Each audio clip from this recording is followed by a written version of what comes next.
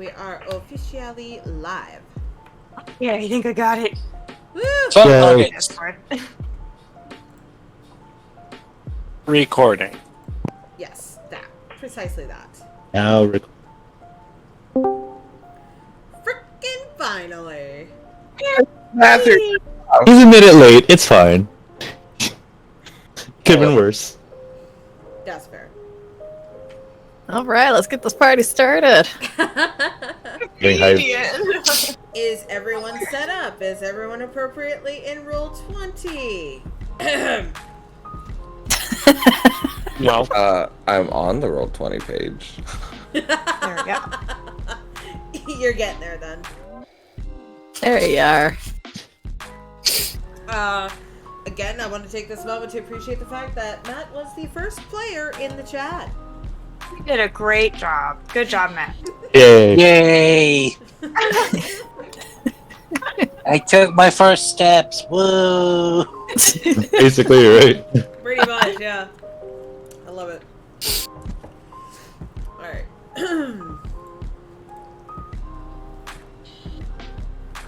Hold on. You can probably hear the kids in the background. Hold on. I mean, it's fine.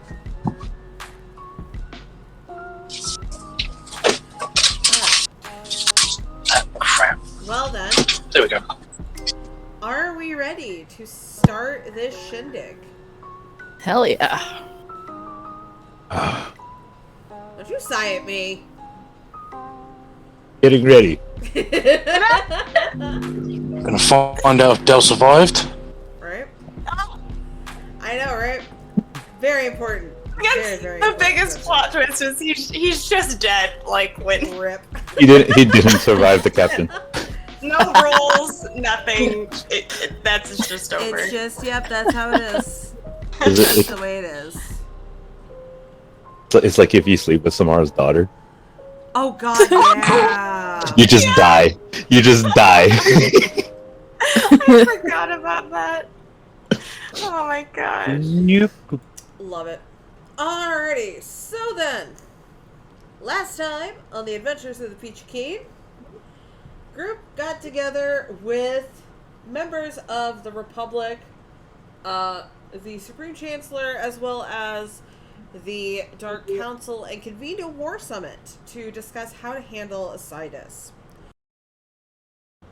And through some fantastic words, the group finally brokered a 30-year peace treaty between the Republic and the Empire so that they may operate in peace and recover from the previous never-ending wars. It was a monumentous day with this.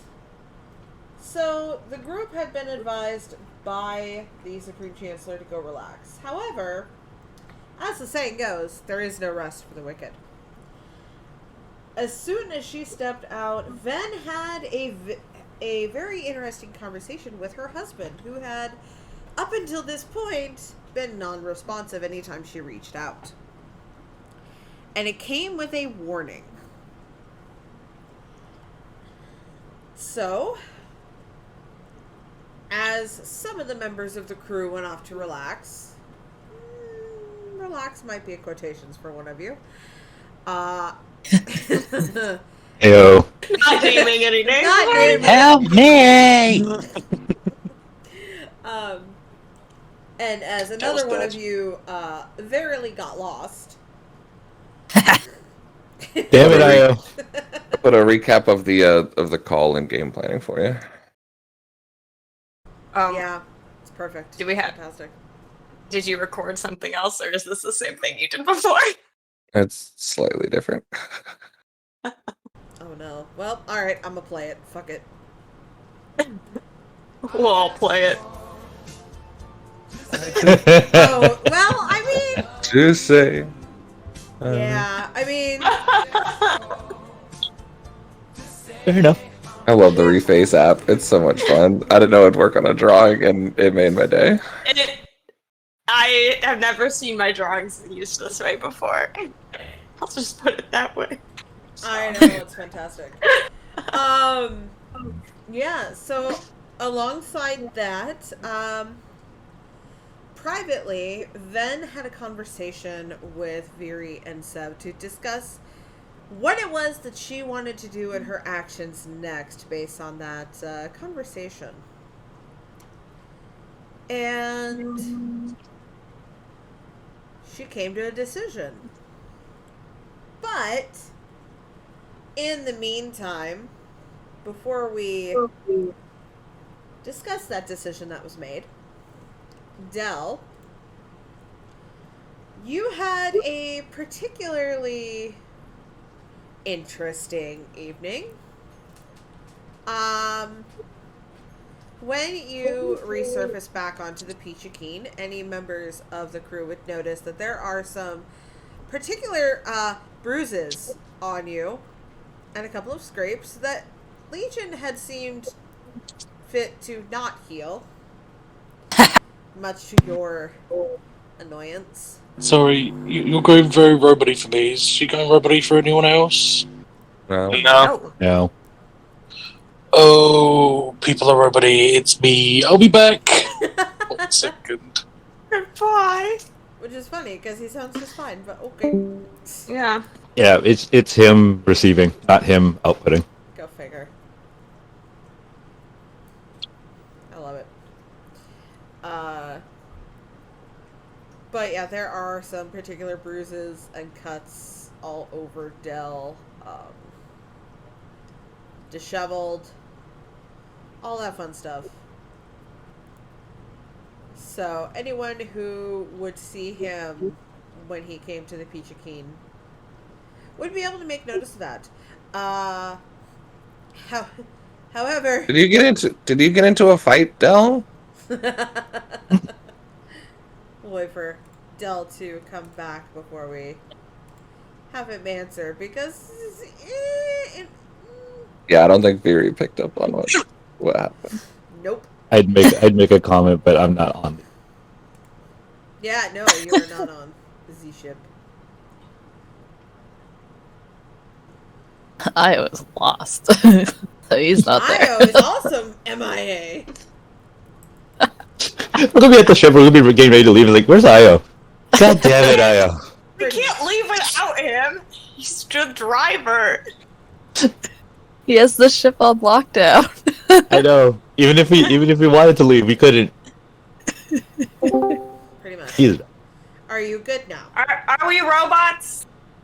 I do apologise for that. No, you are no longer robots. Perfect. That's So yeah, Stell, you have gotten Speak back. for I yourself. want to be a robot. Jeez. oh god. I love you, Candy. I'm sorry. Couldn't help it. I had to. Now recording has returned. You forgot about me. Craigbot reigns supreme. I know, right? But yeah, still, you have returned to the ship. You have a couple of cuts, couple of bruises. You're rather disheveled. Because Legion saw it fit to just kind of let you deal with it. It was rather amused by what occurred. Despite the bruises and stuff, it was fun. And when you returned to the ship, Viri had asked Hell, if you got into a didn't- fight. You didn't get into a fight, did you? Sort of. Come on, Dell. Feel we like just- it. Relations are like really fragile right now. Don't start shit like that. Oh, I'm assure you relations are not fragile. You need to stop being so reckless. Come on now. She sits there Yeah. eating a muffin, oblivious to what really happened. Oh. Just what happened? Somebody scratched your back? Oh my god.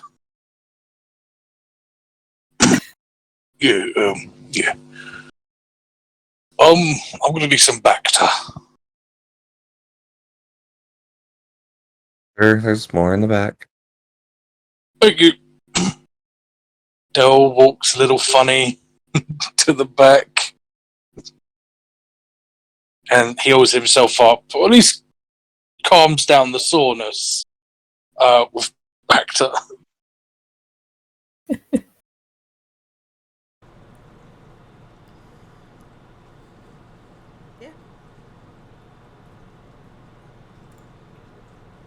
So that's a thing.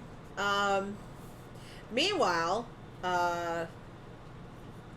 Io is also fucking MIA and has not returned to the ship in the amount of time that everyone agreed on. God damn it, Io. Upon noticing this, Sev, you would have gotten a message from Yara. It would have been along the lines of, "Hey, Io's not back yet. Can you see if he got distracted?" God damn it. Okay, where do the vents lead? Many places. And There's a piece of IO. There's a piece of IO. There's a piece of IO. What happened? He got into the trash compactor. All right, I'll get in touch with him. I'll see where he is, and I'll turn my comms channel to Io specifically. Like, Io, where the hell are you? There's kind of like a pause. And then finally he answers, I'm not actually sure. God damn it! All right, which way in the vents did you go? Down or up? I think I went down. Okay. Do you see any engineers, engine parts? I see a lot of mechanical components. Okay, so you're probably in the engine room. All right, I'll be right there. Stay put. As I wander. as he does precisely. You wander off. Damn it! As he does. Right, I am exactly in the engine room. He walks past the engine room. The engineers are like, "What the? Okay, whatever."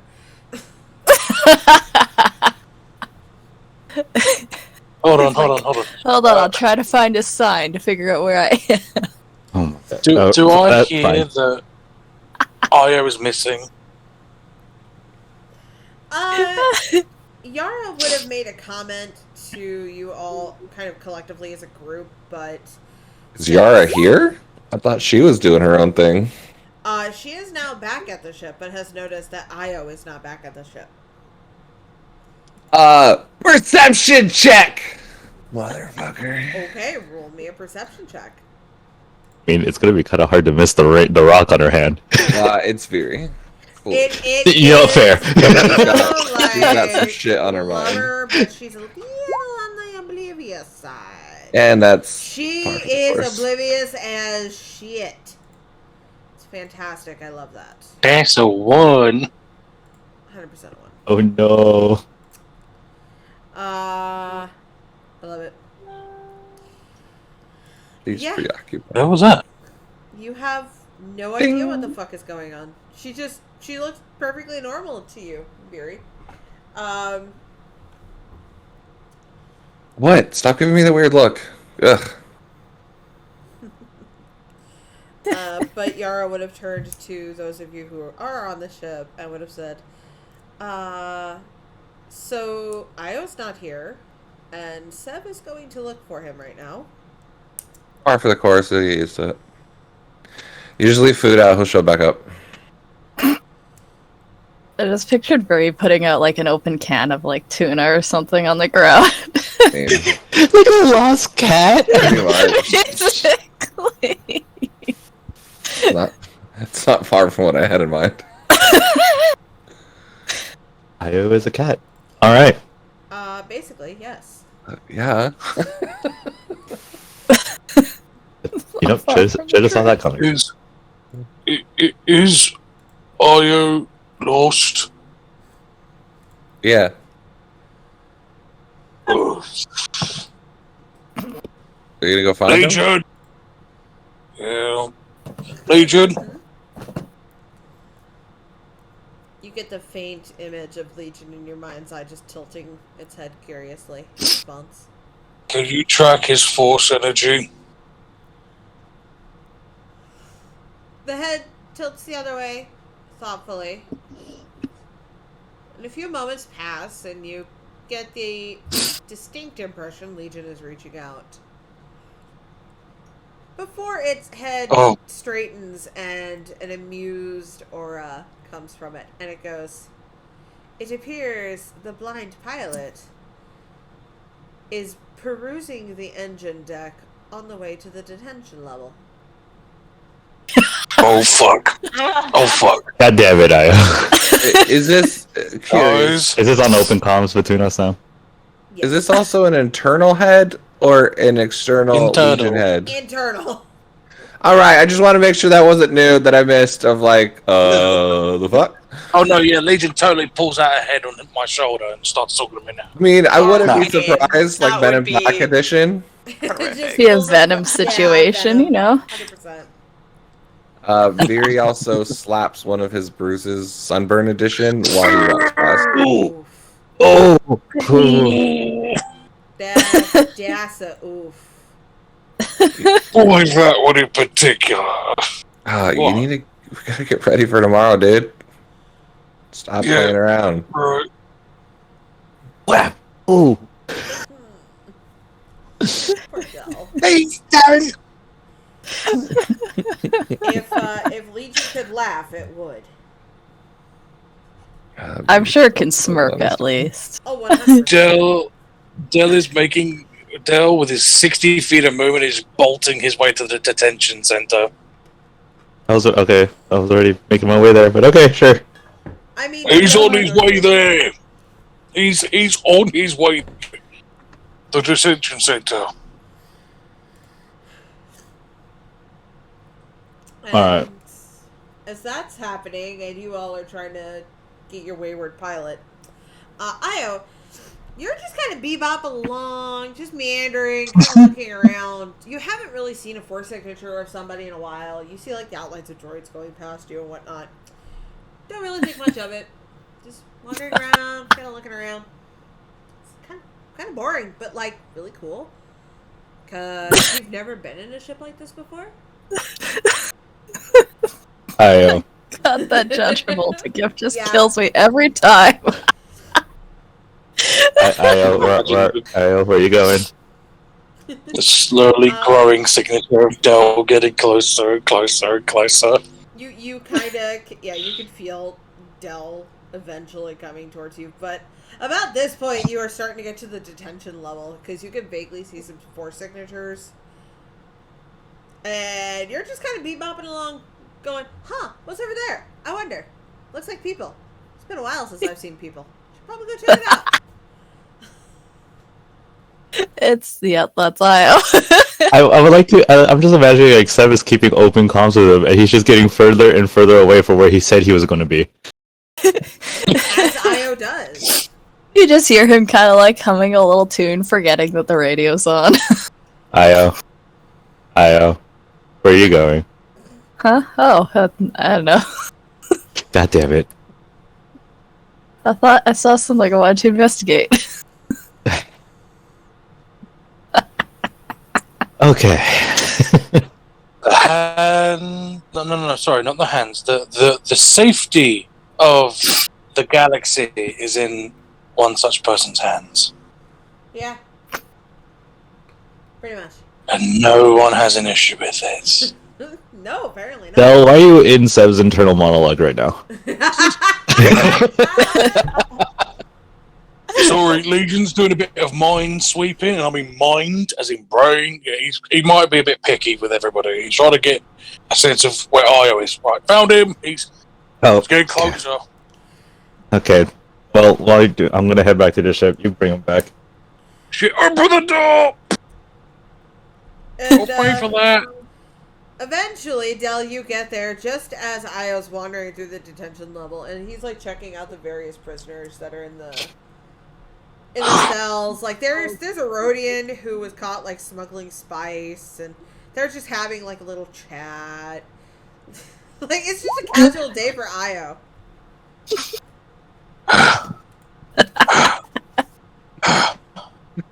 You can stop him glowing now. I can see him. Ow. Right. Oh, hey, Del. What brings you down here? You little shit. He just has like a grin on his face.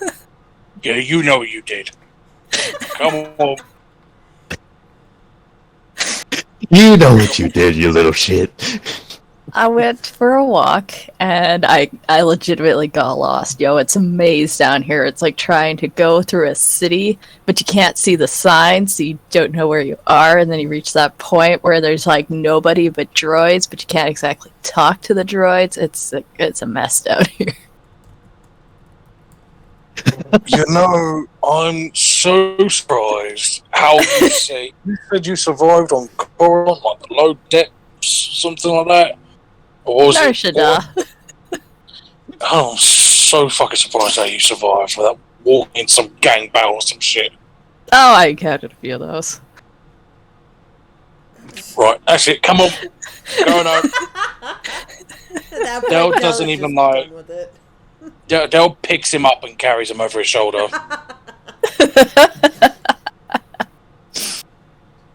Wow, this is thanks for the free ride back. I got kind of tired all that walking.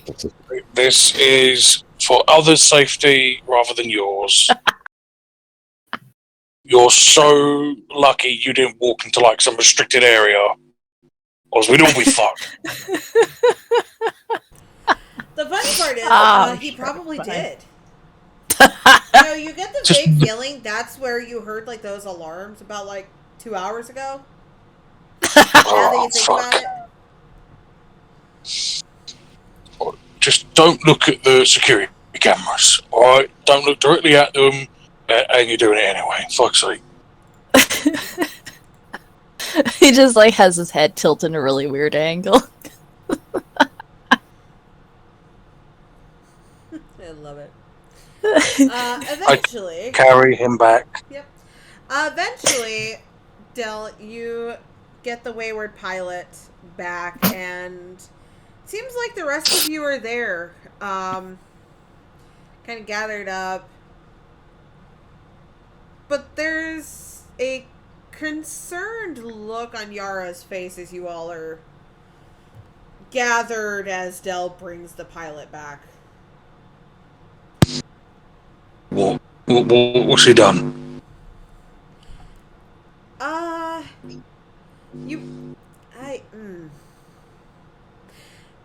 You might want to just follow me.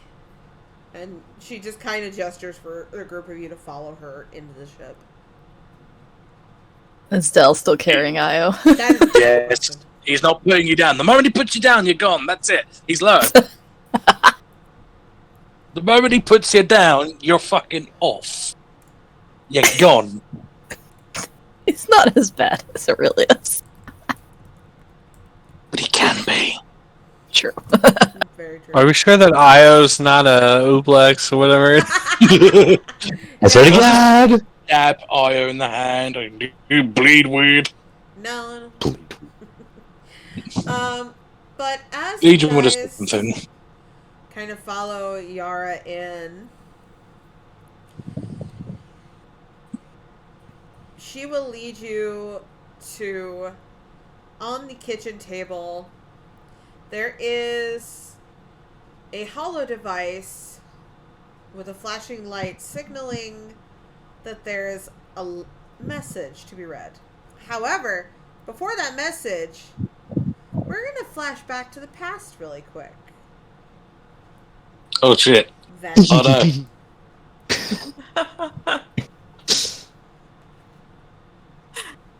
Sorry. Yeah.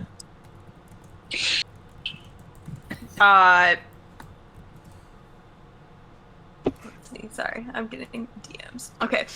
Yeah. So, Everyone's asking what just happened. What the fuck? What's happening? Yeah. So Ven is kind of like gathering some things, and she leaves the hollow disc on the table and then turns to Viri, which I'm assuming has kind of been hovering around this whole time. Yeah. Just hovered in the kitchen, eating a muffin. She might have made like the really lamest like to-go bag of food and drinks. Oh, Oh no! Oh, baby girl.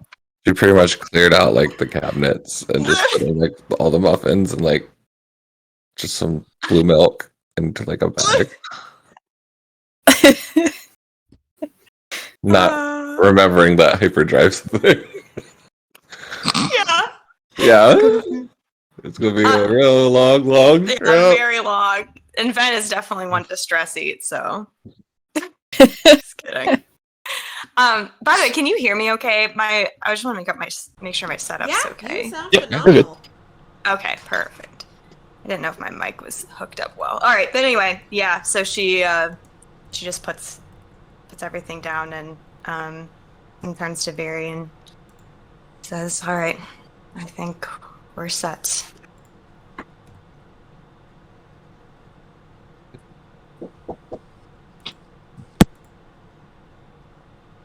Okay.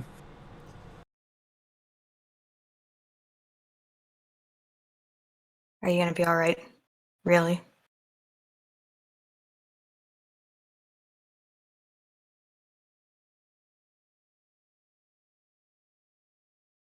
You see tears start rolling up in her eyes, but she looks over and steels herself, and you see the young girl kind of turn into like a young adult, and she mimics you in ways when Ven would hold herself very stoically.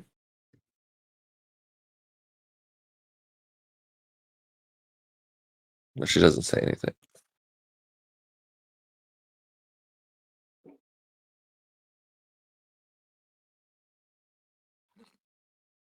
Barry, if this is something you're doubting, No, there's no doubts. I'm just taking it in, just in case. yeah, same.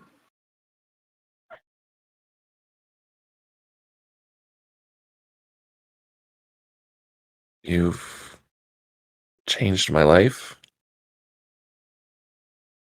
and were a friend and a mentor that I wasn't expecting. And I'll always be grateful for what you've done for me and keeping me safe, put me on the right path. I wouldn't be the person I am today without you.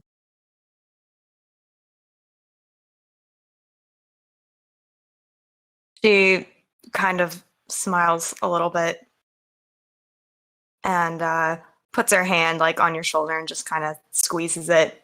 And she says, "I think a couple of years ago, I would have been surprised to find myself saying that I wouldn't be the same person without you either."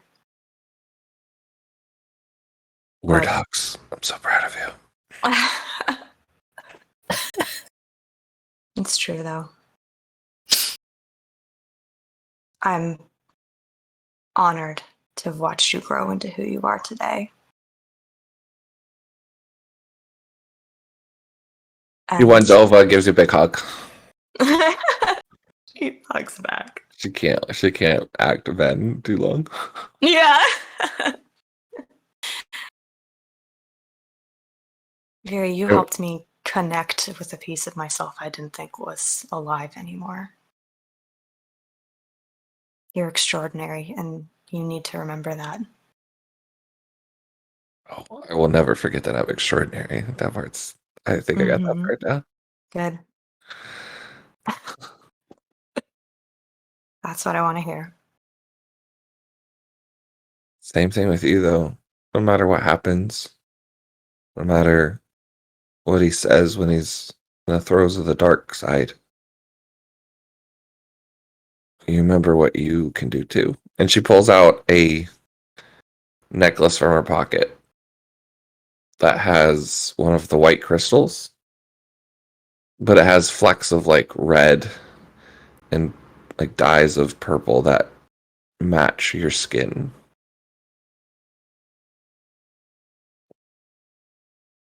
She hands it to you. She Just- takes it and kind of looks at it. Rock club.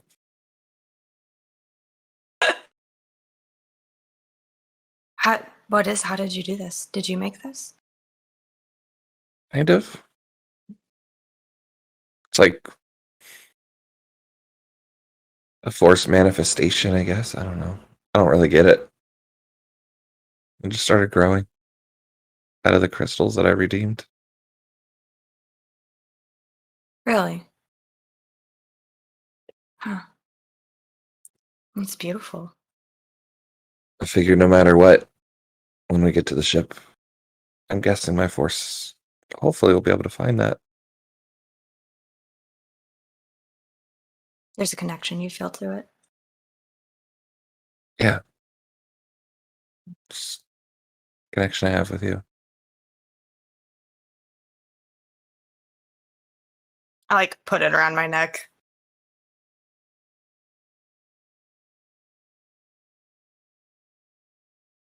I'll keep it close.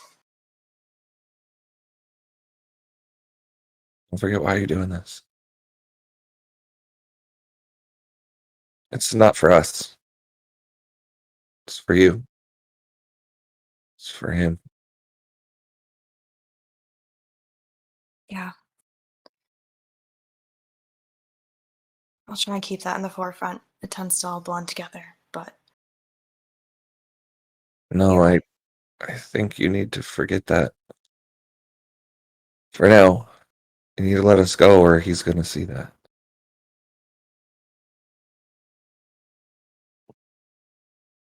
yeah.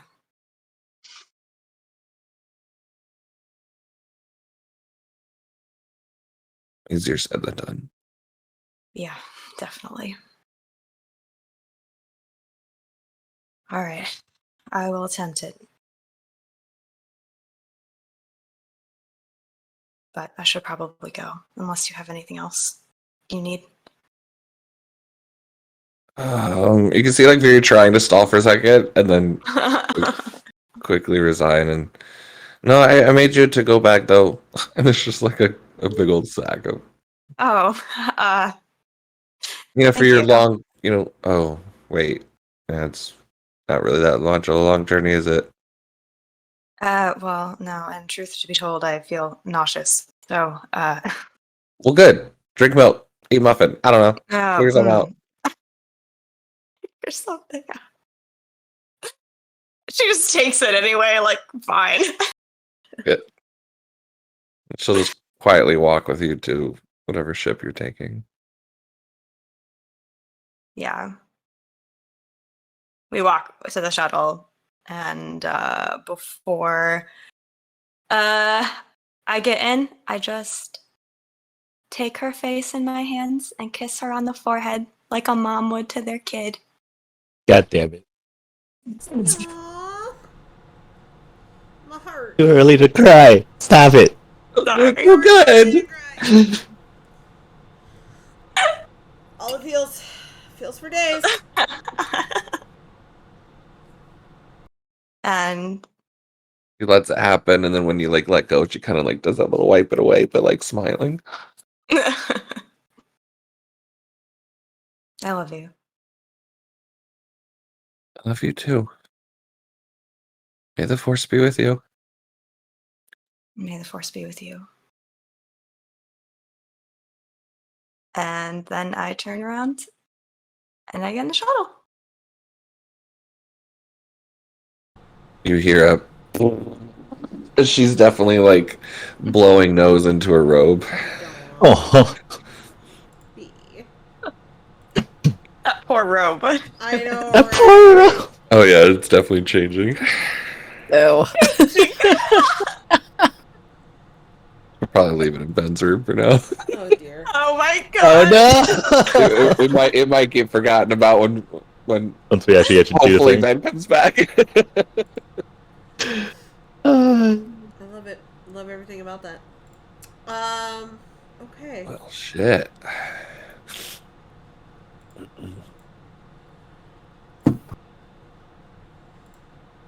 So that yeah. was a flashback.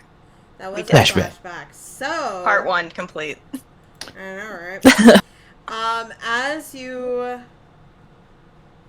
As we come back from that flashback, instead you guys get to this message, and Yara kind of looks at you all, and she goes, "I haven't seen Ven, but this is Ven's." You don't see a surprised face on Tev. Yeah, Veer's probably in the back corner, kind of arms crossed, looking down. I'm just eyeing Del, seeing his reaction. So, hold on. Could you repeat? So that was a flashback. Oh, you just want us to do the Yes. whole scene again? Yeah, we can. No. I'm standing there when Ben comes out. Hey, Ben. So that was a flashback. We didn't Correct. see any of that, right? No. So you were down fetching Io. What are we seeing now? What we're seeing now is that we're all in like the kitchen area with Ben's data pad on the table, that thing. Yep. It's basically like Follow a that. recording. Yeah. That's what we're seeing. We It's don't. like we waiting don't. to be played. Pretty much. And Yara has just said that she hasn't found Ven's, but she knows that this belonged to Ven. And she has a very worried expression on her face. But she does kind of give Sev and Yara, or not Yara, Viri. Yeah. Jesus. Too many names. But Yara gives Sev and Viri kind of these looks before she looks back to the datapad. And then back to the rest of you. More or less looking for advice on whether she should just play it or... Everybody here? Everyone is technically here. Rob isn't though. Rob went AFK. But we could still go through it. I like missed all the looks from Sev and Viri because he's like facing behind Del. He's Staring still at his over back. his shoulder. Yeah. Oh, right. No, you can put him. You can put him down. I Oh, still Del would have. think IOC's in like a 360 view for some reason. I don't know why. Like regardless of what way he's facing, it's just 360 Fucking view. pigeon. Yeah, pretty much. I mean, there's no eyes, so there's no direction of what he's looking at. It's just Right. a fucking radar. When you turn the FOV slide all the way up in a Yeah. shooter.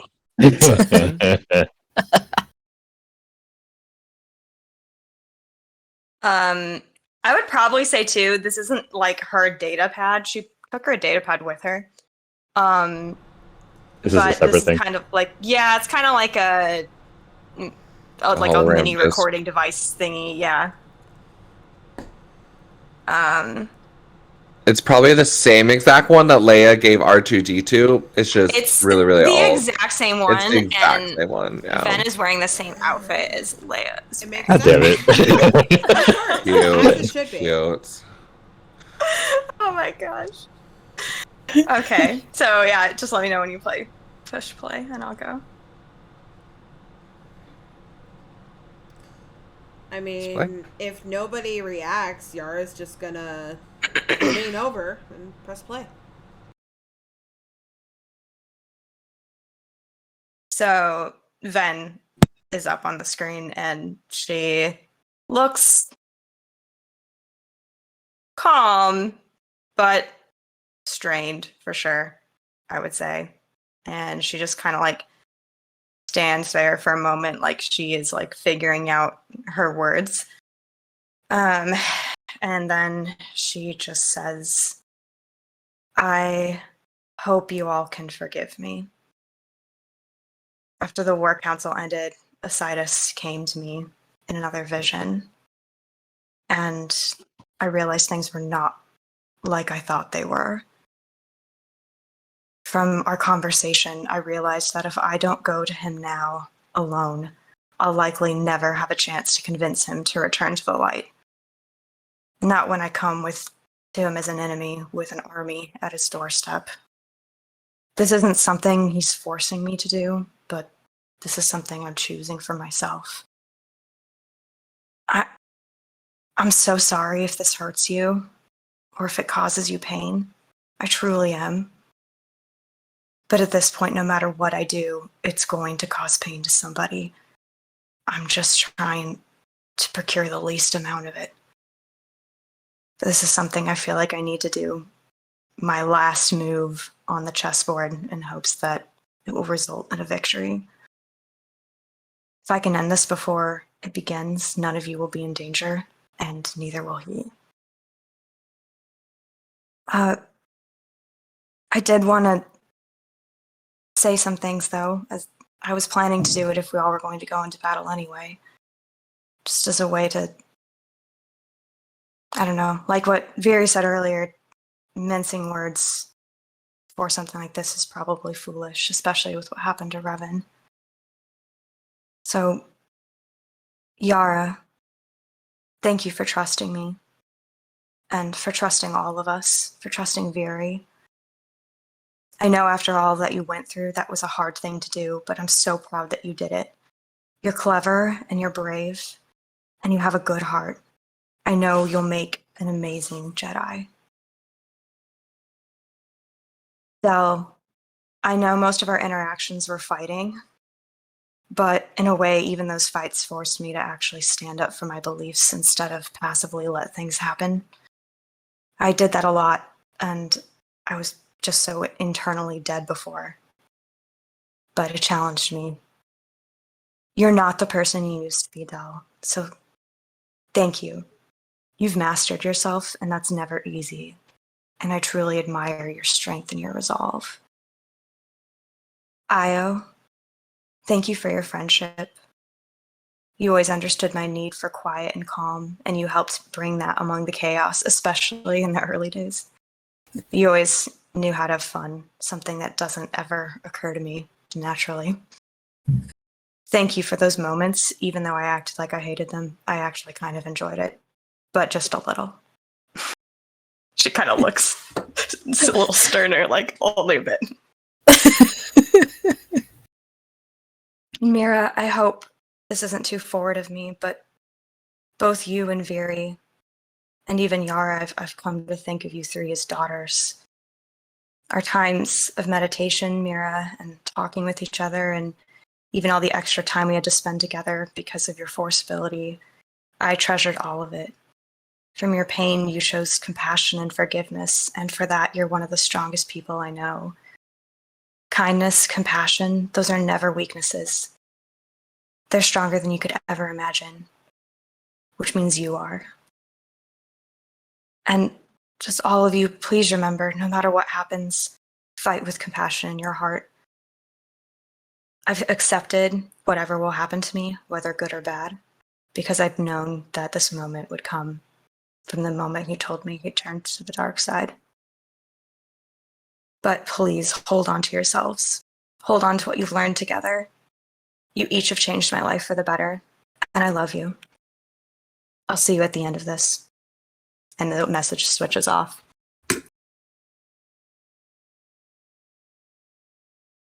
I immediately look towards Stell.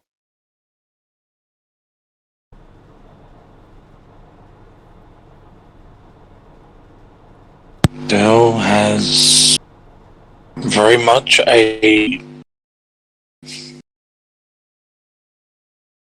It's almost as if he's mimicking Ven. The stoicness, the lack of emotion.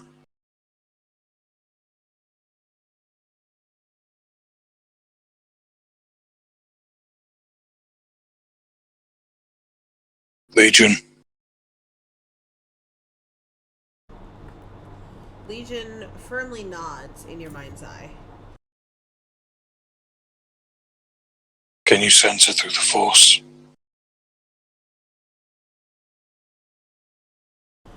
Legion cants its head thoughtfully.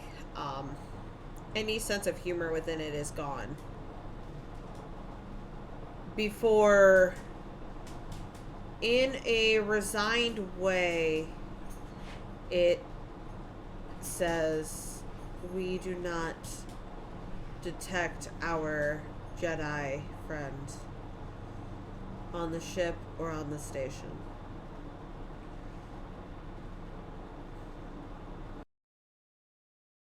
any Did he further ask than that out that. loud, or was it in his mind?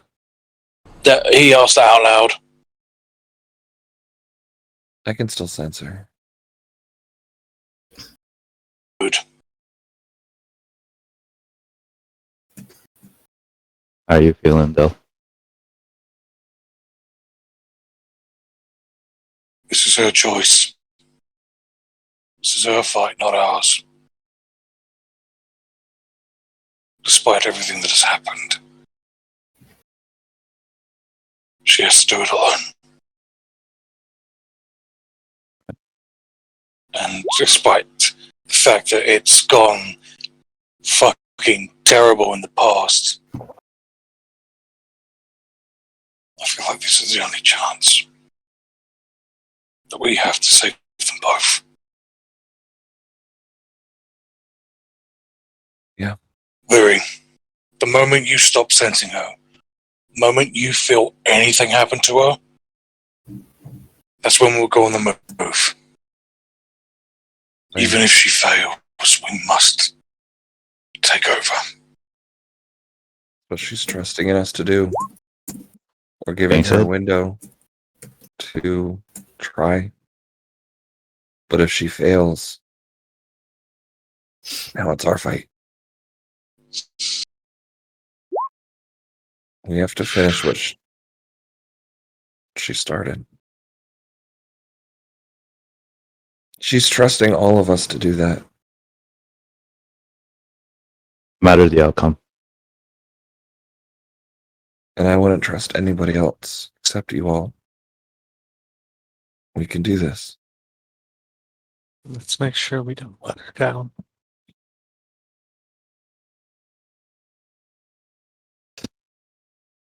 Well, I have a plan. If you guys are ready, Let's hear it. Alright. Well, and, okay, is the table like a hollow map that we can use? Or is it just like just a solid piece of steel? No, you can use it. I can use it as like a hollow map. Okay, Yes. perfect. So, Sev gathers everyone around the table, and he brings up a galaxy map. So, the basic idea of the plan is that we're going to be splitting the main forces of the Sith and Republic between Korriban and Coruscant. We don't know what side is planning, if he's just going to hit one or the other, or he's going to try to hit both at the same time. And I would assume we're going to take the fight to him, unless there's any objections to that. Takes a quick scan of reaction.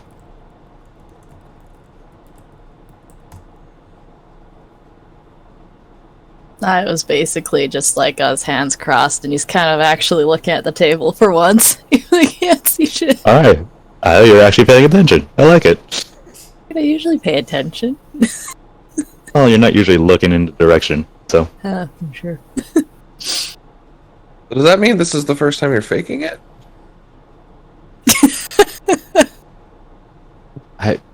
Your Anyways. ignorance.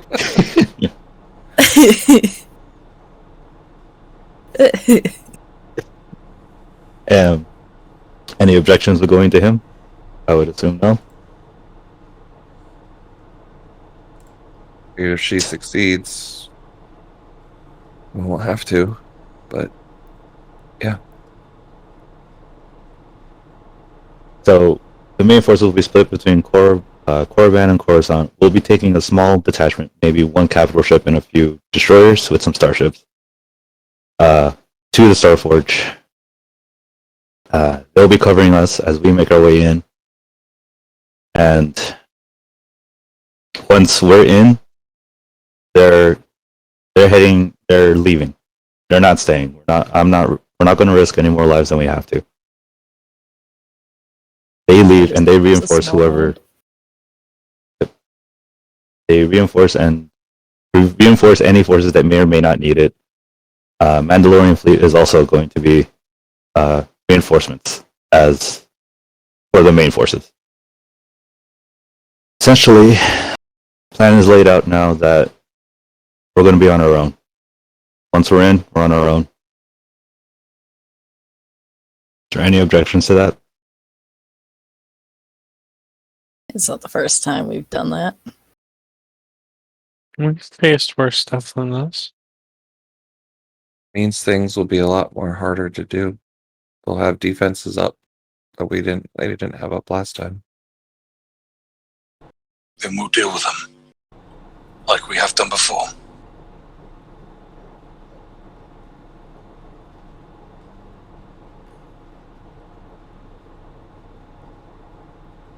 Entry will be Io. You're gonna be flying with a couple of wingmen covering us, basically.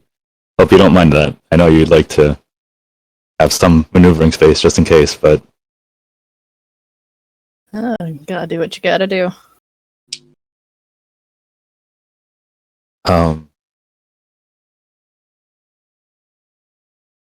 and yeah, that's basically the plan. We're probably going to be entering through the lower levels, working our way back up. If we can disrupt anything, whether it be research labs, production labs, try to find any information that could also help the main fleets as well. And yeah, just make our way up till we get this eye and see what happens at that point. Any questions? Comments? Concerns? What ordnance are we bringing? Whatever the fuck we can. Hoorah.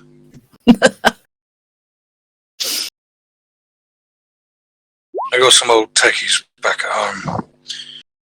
A few portable nukes should be able to take out the Star Forge if they're placed in strategic areas. The engines, specifically. Okay. The core. Get word out. Get them to bring it here. We're still gonna have a few hours to set up, as much as we need to. Yeah.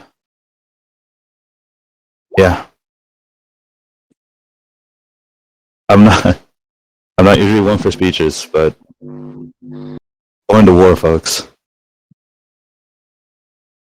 And honestly, I couldn't think of a better bunch of people to be watching my back. Damn straight. Watch each other's backs out there. Get caught. We're gonna be fighting a lot if this goes wrong. You get cornered. I think we're going to be fighting a lot no matter what.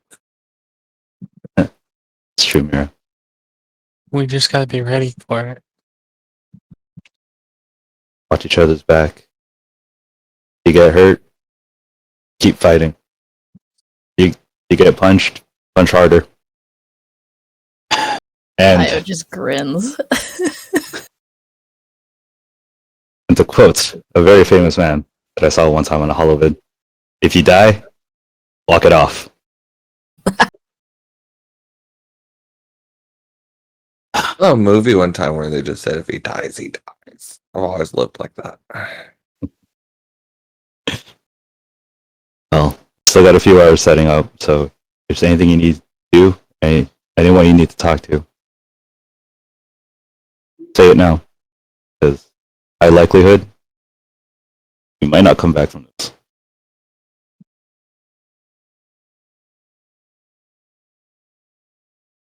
Write your wills, folks. Might need them. Thing goes to the cats. Why did I suspect that from the start? He just looks very serious and somber as he says that.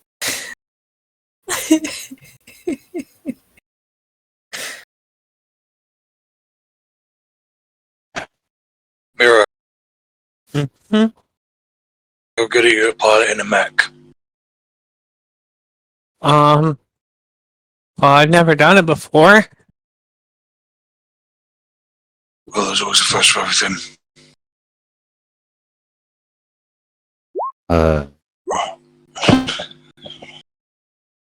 Yeah. I'm gonna get on the line to some tech buddies. Sounds good. See if there's any combat mechs that we can take in with us. Be good. Take the brunt of any damage and anything, and then we can move past that should we need to. Yara, if I can have a word with you.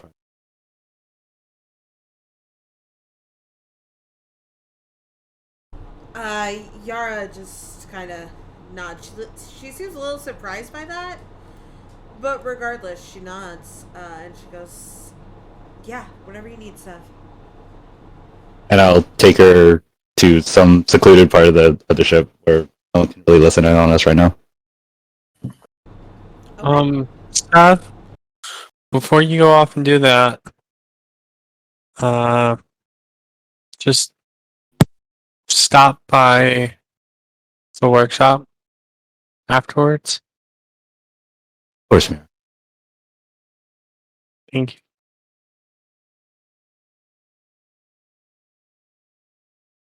Alright. And I take Yara to private, and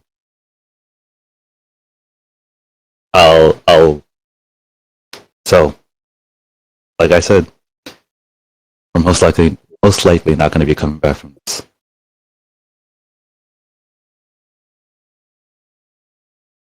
And if the ring is any indication, I assume you have someone you want to come back to.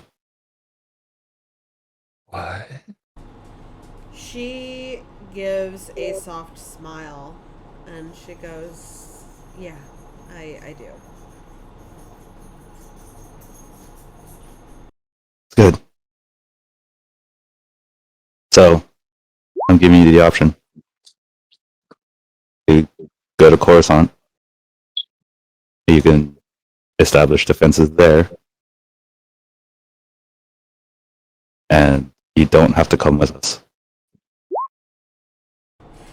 Yara laughs and she gives you a soft smirk and she goes, "You can't get rid of me that easily. I'm going where my family goes." Well, it's fair. I just thought I'd give you the option, because we're not your only family. No. But some of my family is in danger and I'm not going to just sit back on a planet and let that happen.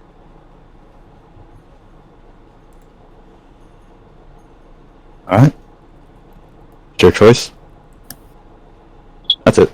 That's all I wanted to say. She nods. Oh, go ahead. No, go ahead.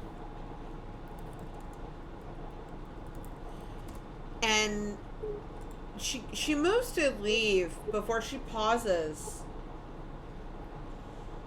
And she looks over at you and she goes, "For what it's worth, I will never stop till my last breath paying back what happened to your brothers." I appreciate that. Thank you.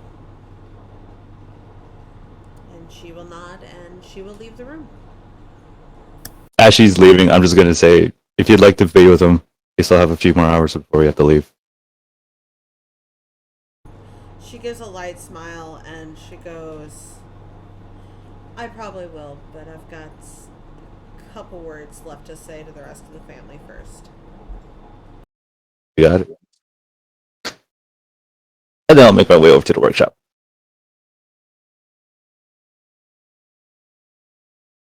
Okay.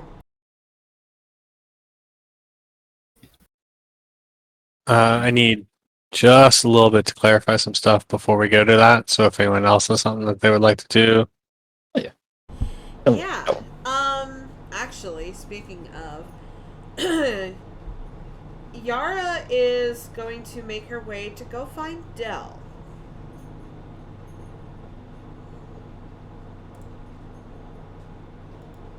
He's in the cargo hold. Yara kind of comes up to you, arms loosely crossed at her stomach, just trying to look casual, and she goes, "Hey, big guy, can I have a word or two or several?" I mean, you just did. What's up?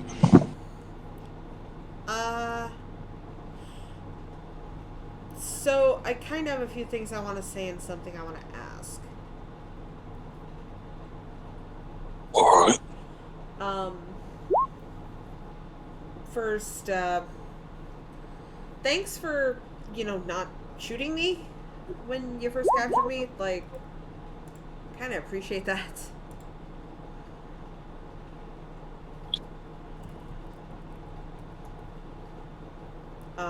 Right. And, for, like, accepting me into this weird-ass family.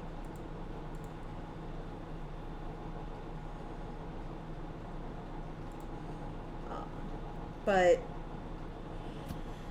well, and you see her uncross her arms, and she lifts up her left hand where there is a very intricately designed, beautiful ring with a ruby on it. She goes, "So for my request, I don't really have a dad.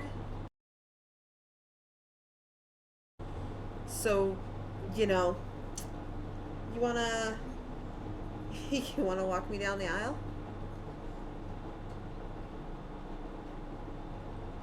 Wanna wait to see if we survive this first? Or is the wedding happening today? No, wartime weddings aren't really my thing, but I want us to have something to look forward to, Mira's halfway through making like a wedding dress and her fabricator's like, oh, yeah, no, okay. Oh, that's not the. Oh, okay. Sorry. Wedding right now. Right at this second, damn it. I'm starting to get this reoccurring theme that I'm old enough to just be everyone's dad. Yeah, why not? She smiles, and then she walks up to you and she throws her arms around you in a tight hug. Dell will pick her up and hug her tightly. Thank you. Thank you for coming back to us. I don't know what would have happened to Viri if you didn't. Because of you, I think she's stronger than ever. You'll put her down?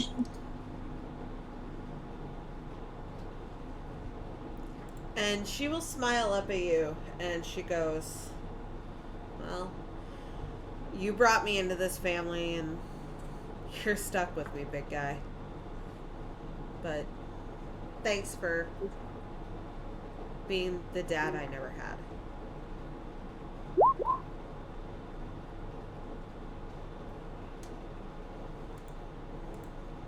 You have to get used to your brothers and sister. He like the gesture for like tiny. You have to get used to them. They will be calling you big sister. That's not something that'll help. She just grins, and she goes, "I would do anything for those munchkins. Nothing's gonna happen to them while I'm alive." You will do anything for them, then come back alive. I have to. Hell I'm yeah. married. That's the spirit. If you won't mind, let's get back to call. Got a lot of favors to call in. She just smiles at you, and she goes to leave before she turns and looks at you in the doorway, and she goes, "Let's kick some ass, Dad." And then she'll Hoorah. leave. Aww. Us. Emotional episode today. It is. Aww. Is Mira ready to talk to Sev now? Yes. Okay. We will cut to that then. Yes, have? Yep. Yeah. You wanted to see me? I did. I made something, and I think you might be the best person to know when or how to use it. Oh. Okay. Because I think anyone else, it might be more dangerous in their hands. Right. And Mira will hand over shades to Seth. You. And by shades, I mean a Siva Hive aerial denial efficiency system.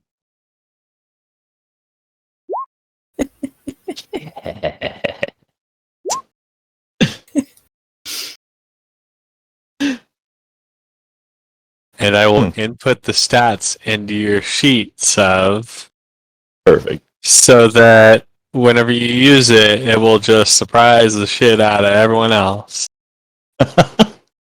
I love how Mira is so like delightfully innocent, but so terrifying with the things that she can make. She is capable of making literal WMDs in a So in a cave. This world destroying weapon. Here you go. I'm fine with it. Be careful. be responsible. Yeah. Thank God it's going to Seth, the most Right. responsible of us all.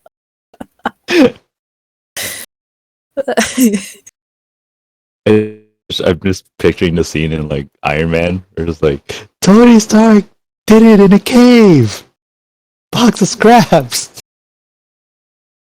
I know, right?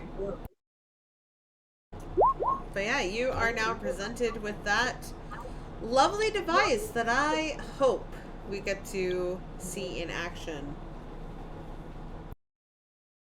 Well then, Don't be like me and forget everything you're given. right. Thank you, Mira. Just, curiosity getting the better of me. How long have you been working on this?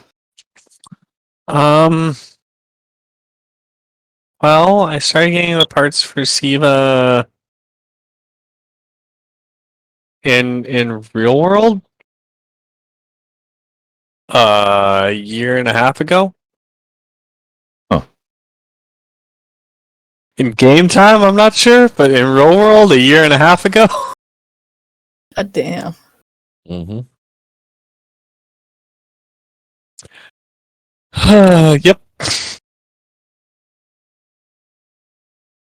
Well then, thank you for the honor.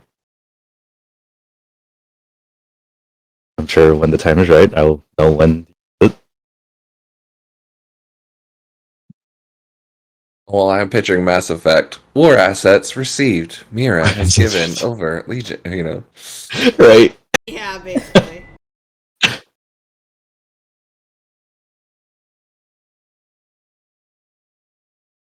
uh, as he's gonna go ahead and just kind of like gently put it to the side, being scared not to accidentally activate it now.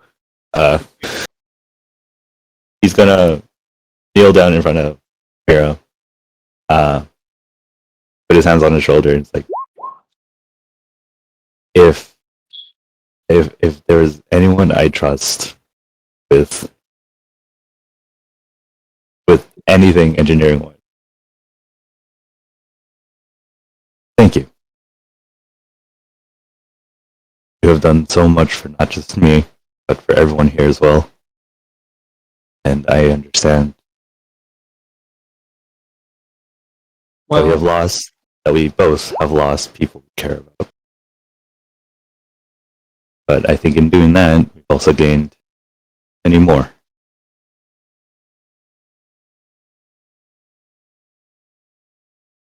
true that I've lost stuff. But out of everything that I've lost, I gained a purpose greater than just running. I gained friends that I can be willing and able to stand up with.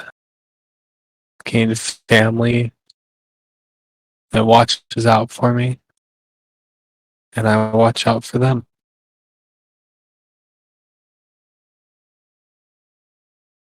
I wouldn't change that.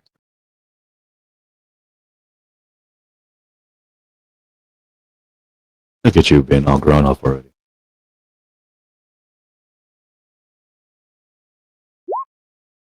And he's gonna go ahead and just give her a hug. Aww. Miriam's gonna give him a big ol' hug. Yeah. He's gonna say thank you for bringing me into this family.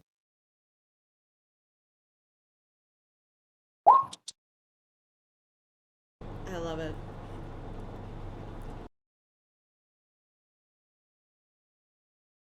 As that is occurring, Viri, what are you doing at the moment?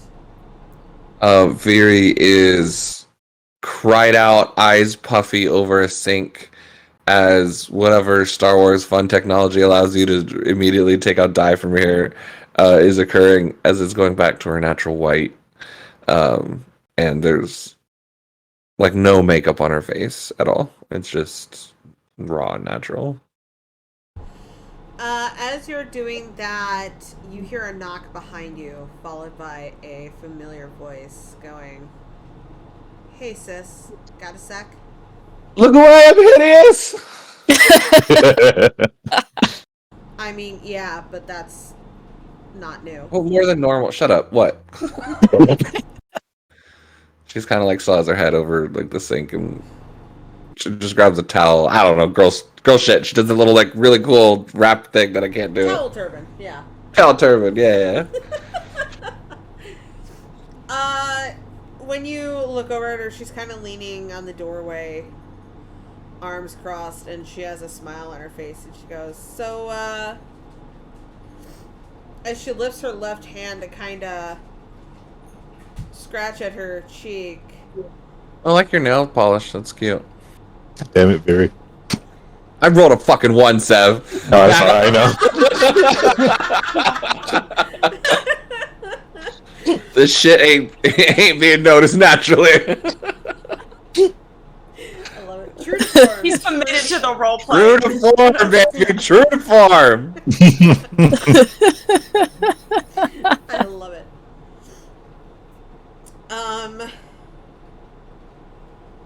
She kind of looks at you before she sighs, and she kind of holds up her hand again, going, What? Do you see anything that, I don't know, maybe wasn't there before?" Sense of responsibility and respect for people. I don't know. Oh my god, Viri. And she will walk over to you and put her hand with the engagement ring right at your face and point at the ring. Oh shit! Nice. Who'd you steal that from? Nobody. But There's like a reverting back to the smuggling days. Viri, fun fact, does not understand engagement and what an engagement ring is. To be fair, that has not ever really come across the table in her interactions before. I love it. She understands the concept of it, but like never like in Never in seen person. it for realsies, so it's Yeah, like, exactly. It's just like, oh, nice ring. Okay, who'd you get that from? She sighs and she looks at you and she goes, "It's an engagement ring." It's like the look of the ring, and then to Yara, into the ring, and there's that slow hamster wheel turn of Yara's just patiently watching as she sees the light bulb Who's? slowly light up. oh shit, you. There it is.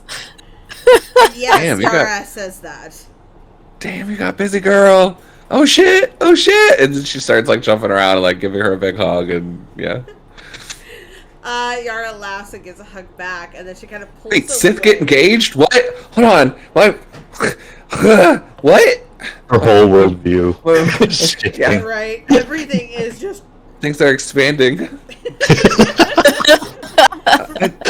I thought, well, I mean, I guess, yes, some of them are together. I guess, I don't know, I just really thought, like, it's like, well, isn't there, like, usually, like, the two kill each other? So, like, wouldn't, oh, shit, I guess you're not a Sith anymore, but, like, if you guys get married, wouldn't you want to kill each other to be, like, the strongest? It feels like a really bad arrangement. No, Ah, it hurts. he'd much rather go back to being just a smuggler. Anyway, he had more fun with that, so, like, I don't know, not really either one. He just look, either way, it's totally not the point. Focus.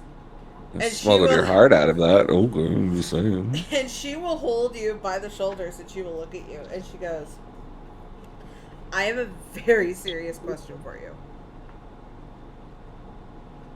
What? It's been a really emotional night. When we get out of here and I get married, will you be my maid of honor? Smiles. Of course. So that mean I get to take you to like a strip club the night before? Or is that the bachelor party? I mean, always yeah. forget. Word. Just like high fives. 100%. And she just grins at you before the smile kind of fades a little and she goes, I know things are kind of like serious right now, but you know, thanks for never giving up on me. Never give up on you. We'll never let you down. Never gonna give me up? Mm-hmm. Okay. Good. Because, you know, I'll never run around or desert you, so. I really appreciate that. Means a lot. The DM really hates herself right now. That was beautiful, you two. You just rickrolled the audience. They didn't even know it. Love it. I love that we just fucking went with it. But she goes, It's canon. I know, yeah, it really is. They're stupid enough they do that. But But Are you gonna be okay? Going back? Facing him? I mean, he's got to be stopped no matter what. And like, I'm not talking about fighting him. He was your family too, at one point. Still is. I've never even met him. He's done all these bad things to me, and yet all I see is family when I think about him. And how much it means to Ven and me now. well, I almost don't even see him as an enemy. It's weird. well, I'm kind of in the same boat. He's done some pretty shitty shit, but he's Yeah. still like my big brother, and I love him. I don't want him to fall so far that we can't save him. I want him to be there and, you know, be with his wife and be able to have a family now that he can, and be in my life, and I just want my family happy and whole. That's all I want. What I fought for this whole time. And we're gonna Not get just... Yeah, it wasn't just him. Being husband and wife. I mean, imagine if he does get redeemed. How villainized the universe would look at him. He needs a support group, and I never expected the rest of the Peachy Keen crew to take that up, I'm sure they could go their own way and be happy they stopped him, but No. I don't think we're gonna get rid of this crew. no, I see that now. Yeah. We're kind of stuck with this family, which I'm kind of okay with. It's better than any family I could have hoped for. I'm proud of that. Just it'll be tough when we face him. I'm sure harder for you than me. But just remember Ven's teachings. Even if we do have to stop him, just do it out of compassion. I'm not gonna give up on my brother. Just like you didn't give up on me. Good. Now, I have one more person I need to talk to in this group. In regards to, like, you know, the engagement thing. Flower boy, huh? Yeah. I mean, 100%. He's just throwing flowers in, like, over the audience and stuff. Yuri just has a clicker at the front of the click, like to keep you in direction. Click. over here, Io. Gets faced the wrong way. Click. She goes, well, like, yeah, I figure he and the cats could be, like, the flower weirdos. I don't know. No, the cats are ushers. We've already trained them for stuff like this. I mean, They're like, perfect. yeah, Terabyte would be perfect at telling people where to go and sit, so... Oh, Terabyte would know how to keep people apart and seat them properly. Yeah, seating chart's 100% Terabyte's job. Oh, yeah. The best. I love I'm this. picturing him literally wearing like a little like tuxedo shirt and tie. And just like Faces one way, for the bride, for the group. And then just walks. Yep. little precious Mimi wearing like a little tiny dress with some little flowers on a bow around her neck. Of course. So cute. But she laughs and she goes, no, I've got a little sister to talk to still. Yeah. I'm proud of you. And shit, did not expect you to be the one that got married first out of any of us. I mean, like, Seb's pretty much married to the Supreme Chancellor, so, like, it's fair. It's fair.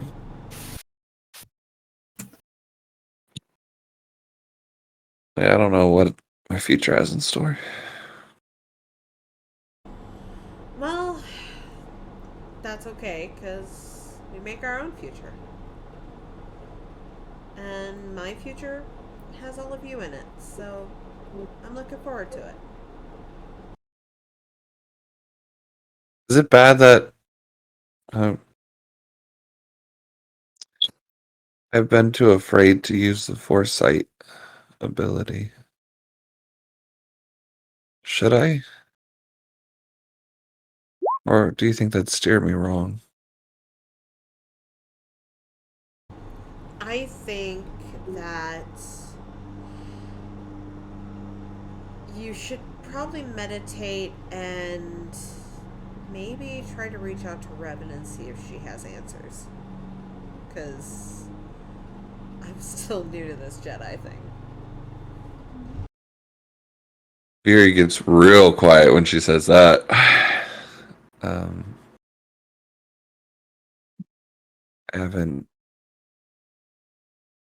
I haven't spoken to her since everything. Well, just in case, maybe you should. I don't know. I was really angry at her when she left.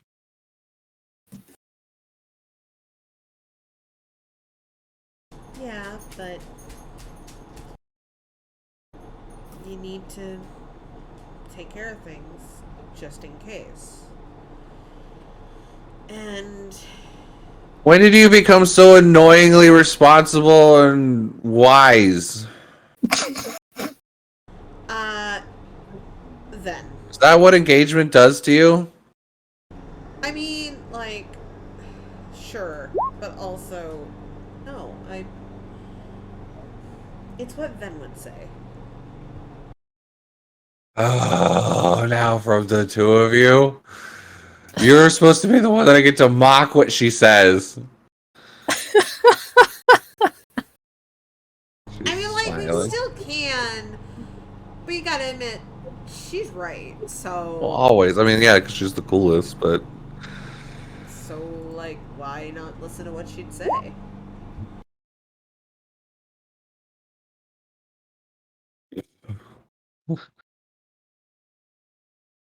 Whatever.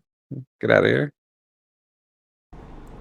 Yara just grins and walks to the door before she turns and looks at you and kind of blows a mocking kiss to you over her shoulder. And she goes, "Love you, sis." I know. And she will leave.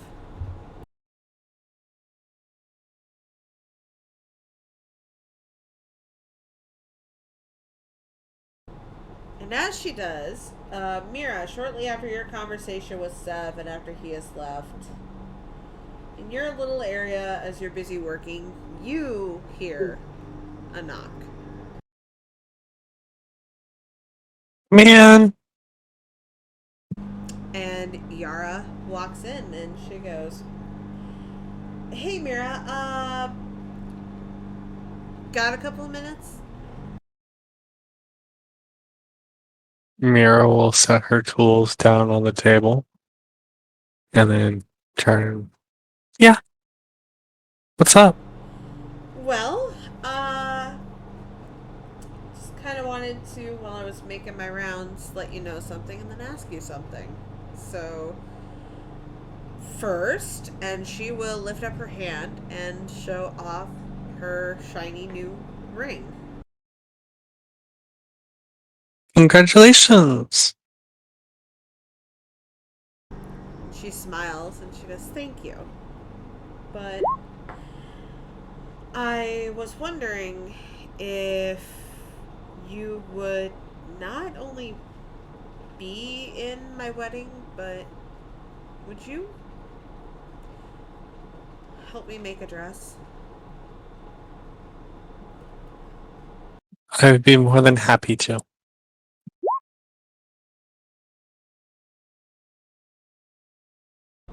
She smiles and she goes, and like, I know things look kind of dark right now, but um, and she seems like she's kind of struggling for words for a few seconds before she goes. But I just wanted to say that I'm really glad that we're family.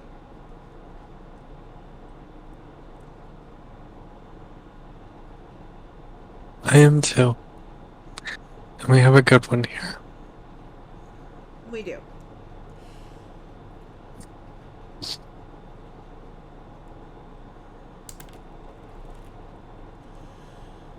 Okay, I've had enough of this mushy shit for a while. I'm gonna go meditate. But once this is over, we can talk dress designs. It sounds like a plan to me. And she smiles and she will walk away.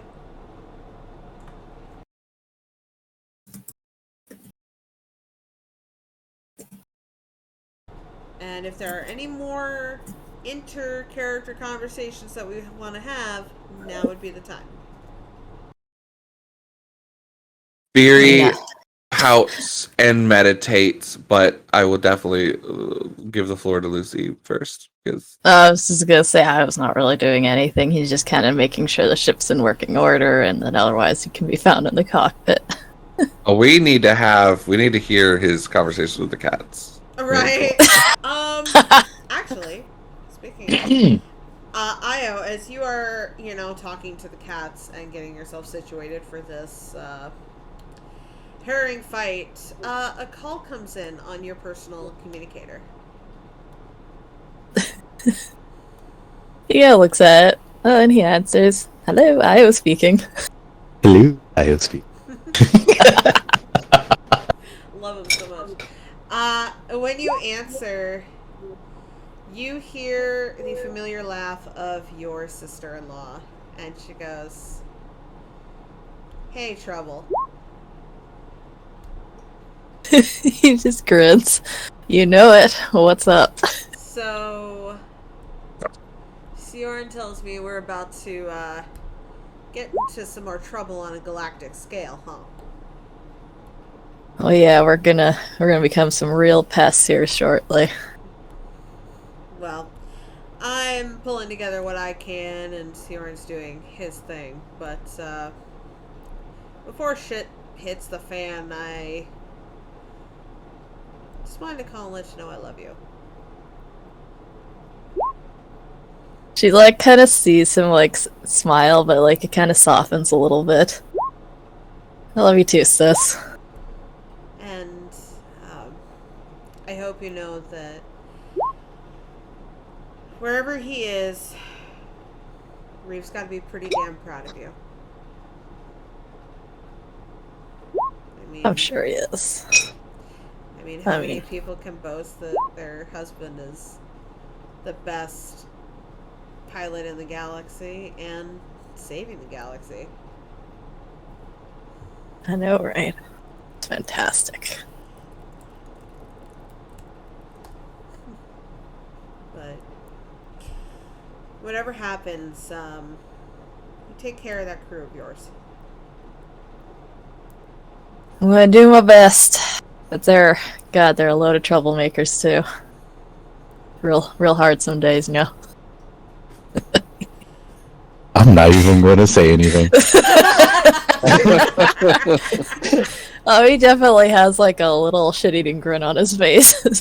Sev's eye just inadvertently starts twitching for some unknown reason for a good 5 minutes. Feel disturbance in my stress. Disturbance in my stress. I love it.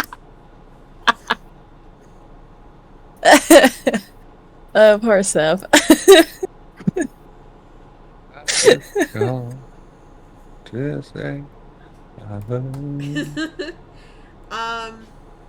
And Iris kind of chuckles at that before she pauses and she goes, by the way, I have a question for you. Shoot. His finger guns at the where he's assuming his personal communicator is. The finger guns get me every time. She chuckles and she goes, well, when this is over with and you're done saving the galaxy, you want to help me pick out some names for your future niece or nephew? He just stares in silence for a moment as he's processing. It's IO.ex is crashed. I could just break from that. After a moment, he sort of recovers himself. Holy shit, girl. Yeah, hell, why not? She laughs and she goes, I figured you would enjoy that reaction. Oddly enough, you recovered in a longer time than your brother. Just 5 minutes of silent staring. She's just timing it and just okay. She has a stopwatch. 100%. 100%. 100%. She knows her man. She knows her man. And she knows her mother-in-law. She knows. I love it. I love it. And she chuckles and she goes, good. Figure you can use a little good news before you go and kick Asidus's ass. I'll have to tell the cats. Terabyte's gotta know. Oh, absolutely. I mean, he would be the best babysitter in the galaxy. Terabyte's just like sitting on the co-pilot seat looking like his usual like real grumpy self. He's super grumpy. I love it.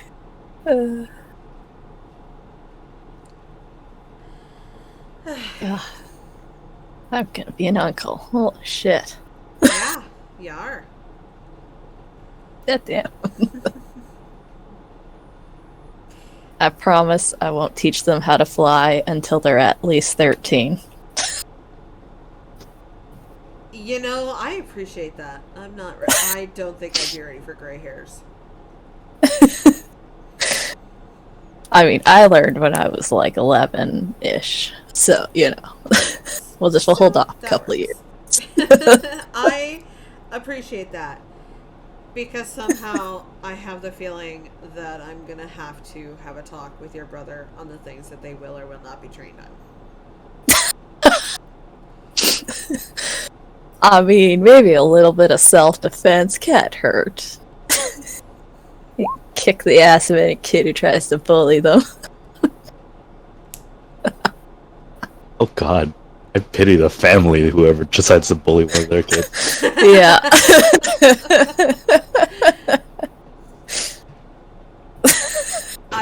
Iris chuckles at that. She goes, well, I just wanted to give you the good news and let you know that I love you and kick ass.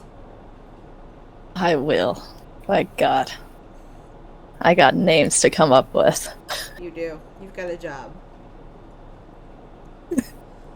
I just picture them like flying through the battle to absolute chaos, the like ships going all over the place, dodging everything. But meanwhile, I was like, what would be a good name? You got calls in your ears about like your wingman like getting chased by other fighters, and you're just like, that'd be a good name. And he's just like mashing away at keys, not even really thinking about it. Exactly. I love it. I am #1 pilot in the galaxy. Noted. Pretty much. And then she will end the call. And as you're sitting there, kind of absorbing that information, in unison, all three of the cats turn to look behind you. And you feel a presence behind you. It's a familiar one. And while on the one hand, Io, it makes you delighted to feel that presence, you also feel very skeptical and hesitant. Your heart kind of starts racing. Your stomach starts flipping. You feel as if there are butterflies in your stomach. Hello, lover. No, I'm just kidding. Plot twist. We've been together this whole time. Plot twist. I am and Sire together. Spoiler alert. No. That would be awful. That would be awful. But what a plot twist. Right? But, Nobody saw it coming. I know, right? Fuck the obelisk. Obelisk. We got more shit coming. I love it. But no, you feel this presence behind you, and for a moment you don't want to turn around. You feel as if you do, it's going to be lost. But the cats seem very attentive towards it, to the point where shy, quiet, hesitant Mimi jumps off your lap and trots over to the presence. And a voice that you have not heard in a long time, in a very bemused tone behind you, just says, "Hey babe, taking care of the cats, I see." Sorry, Rachel's comment. Io's hands just like kind of tighten on the arms of his seat.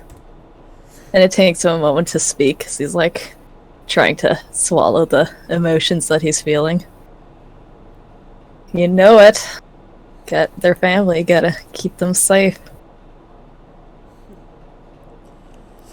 You know, when you said that you were thinking about a family, I thought you meant just the cats, not, you know, this weird ass crew. Well, you know, you don't really pick your family. They just kind of come into your life, don't they? And he just sort of like hesitates and turns his seat to look behind him. And behind you, you see the very familiar force signature of your late husband, Reeve. Standing at the doorway, leaning against it, until Mimi comes over when this, what everyone else would recognize as a force ghost, bends down and pets her as if nothing is amiss.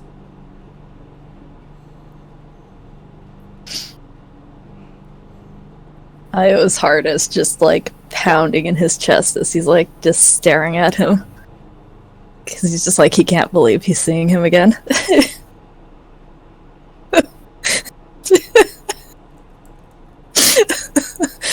Oh, yes, Beery being judged for her blaster Fucking burns. sure. Better believe it.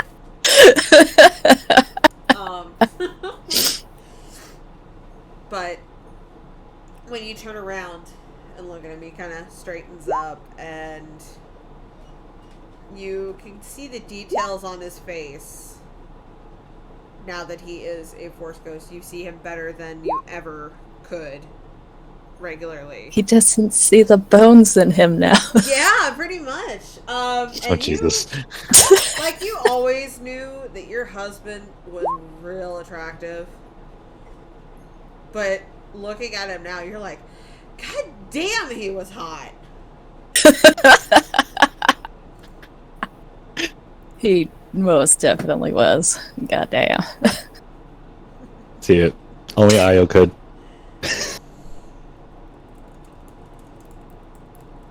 And he just kind of smiles and he goes, so, looks like you're about to be put to the test, huh? About damn time, isn't it? Keep telling them and just never had a chance to really show off what I got. Well, if anyone can do it, it's you. But, like, normally, I guess I'm not supposed to be able to do this, but your crew has some pretty strong ties with people, that are also, you know, he pauses, trying to find the right word, before he just kind of runs his finger across his neck and goes, you know, unalive. But, Reverend, right? yeah. She saw me kind of lurking around and said it was time for me to be able to see you one last time.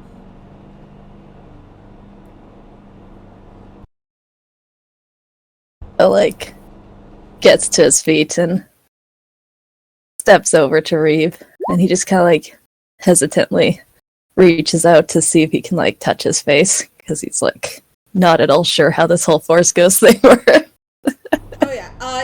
You reach out and you see like the force shimmer around your fingers, and you feel a coolness to your fingertips where like his cheek is, and as your fingers are kind of moving over his face, and he's standing there just grinning.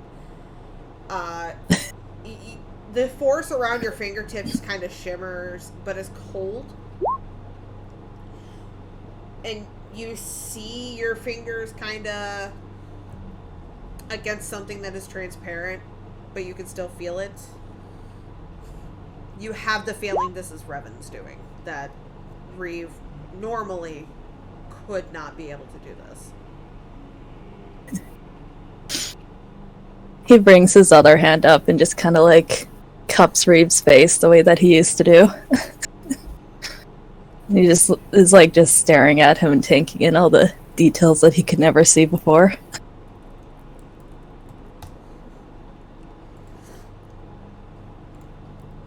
Reeve just kind of observes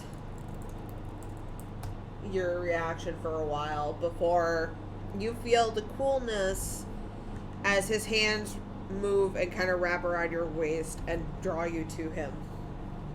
And he goes, I want you to take good care of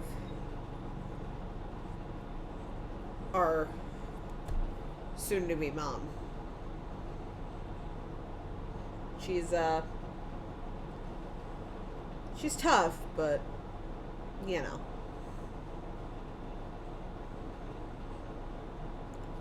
Don't worry, I've got her back.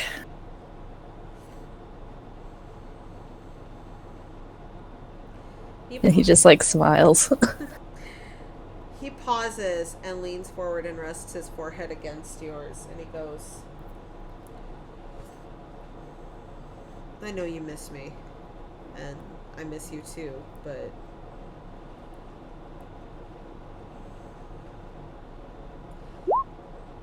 we'll be together again. And I'm happily waiting for you. So, you know, don't rush it. I can't rush it. I've got to wait till the kids are 13 to teach them how to fly. He laughs at that before he pauses, and the smile kind of falls from his face, and he goes, you need to take care of this family. I know you ain't one for words, but I know you love them. More than you'll ever say, but they need you. I know. They'd be pretty lost without a pilot.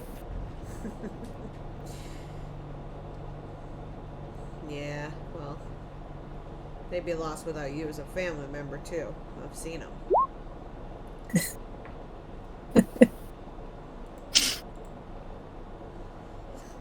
He just chuckles quietly. Reeve kind of gives a little sigh, and he goes, can't stick around long. Y'all got shit you gotta do, but I gotta kick some motherfucking ass.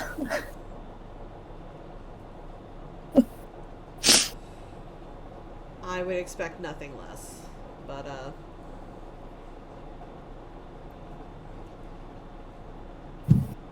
take care of yourself. And the cats. Of course.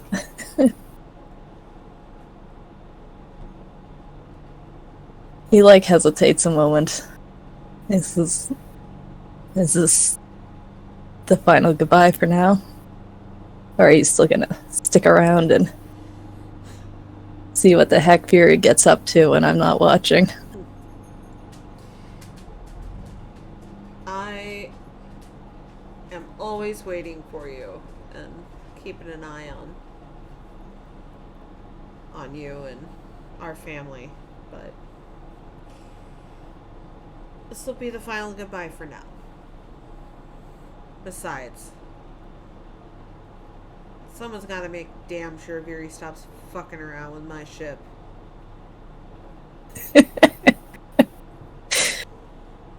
Yeah, she's a bit of a troublemaker.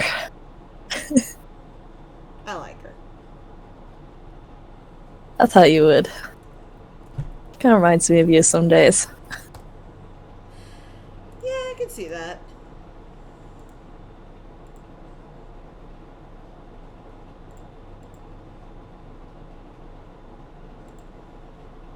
Well, I guess it's time to say goodbye, since I couldn't really get to do that last time.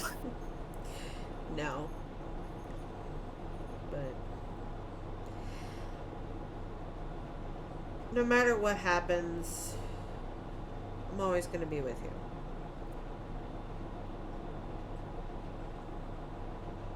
Io nods, taking one last good look at Reeve's face, where he quietly speaks. I love you, Reeve. I'll see you on the flip side. I love you too, Aya. And Reeve will lean in and give you a last kiss before fading away.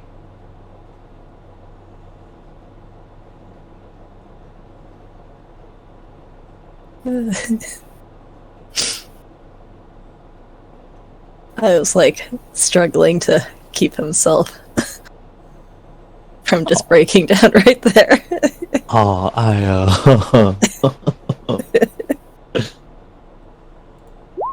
And Mimi is mewling at the spot where Reeve was before she runs over to Daddy. And the other two cats close in on Io to support him. Aya just kind of like sits down on the floor and just wraps his arms around all the cats. He buries his face against Mimi.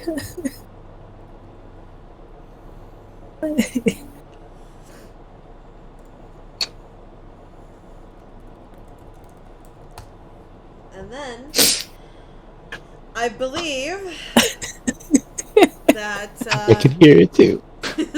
yeah. This will be the third time I've made Lucy tear up. I'm chalking it up as a fucking win. I will say you got more than a tear out of me this time. Yes! That's exactly.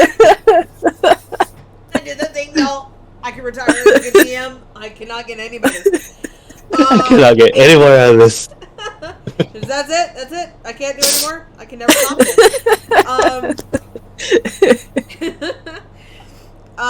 And then we will go over to Mike. Because I believe he was going to have Viri do something real quick. Yep. Nope. Viri's meditating, not ordering food like me in real life. Yep. I mean, Sev is just actively stressing over every detail of the plan now at this point.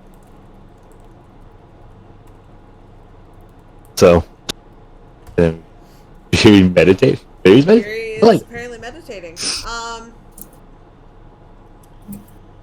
As you are meditating, Viri, because you get no say in this. Aha! And because the DM is not done just yet, you feel a presence behind you. Blaster fire. Completely misses, hits the wall, Damn it, Viri! and you just hear, and you can hear the smirk in her voice as Revan goes, "Still a hot shot." All time's sakes. Hey.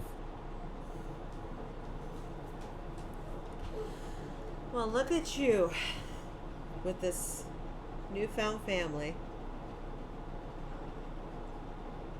She still hasn't turned around.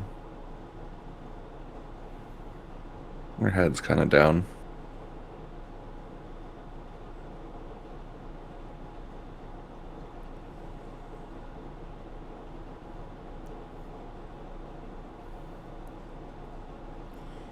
I mean, if I wish you, I had... Go ahead. No, yeah, you go ahead. Force connection, you know. I was gonna say, I mean, if you don't want to talk, then I could start talking your ear off. For old time's sake. I figured you were know-it-all.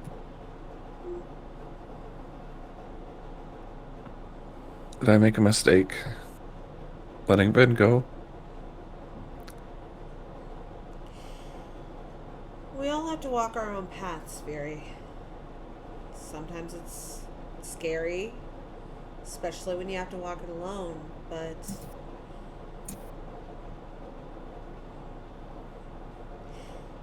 she needed to do this. Whether it was good or bad, I can't say, but we all have to do things we don't necessarily want to do, but we have to.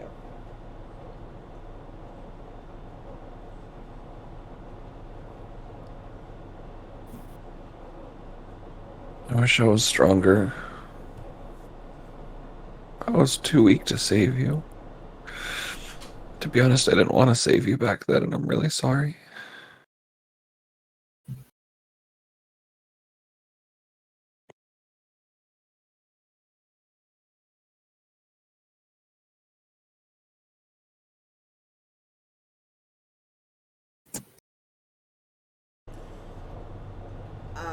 Give me just a sec, guys.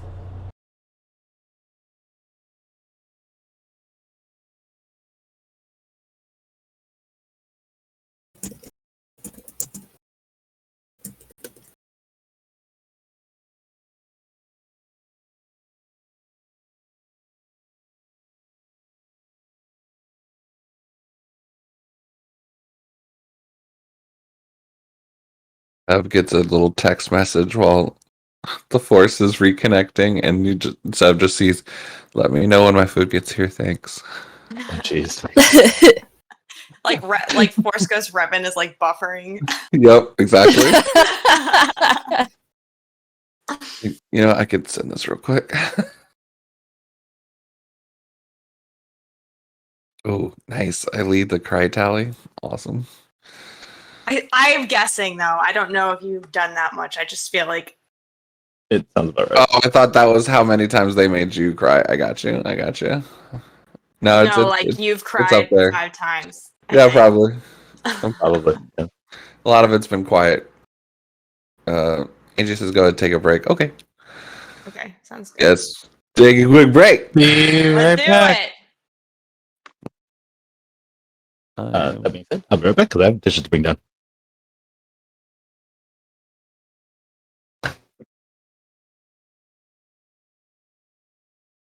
Ooh, glad for the break 'cause I was about to get uber emotional.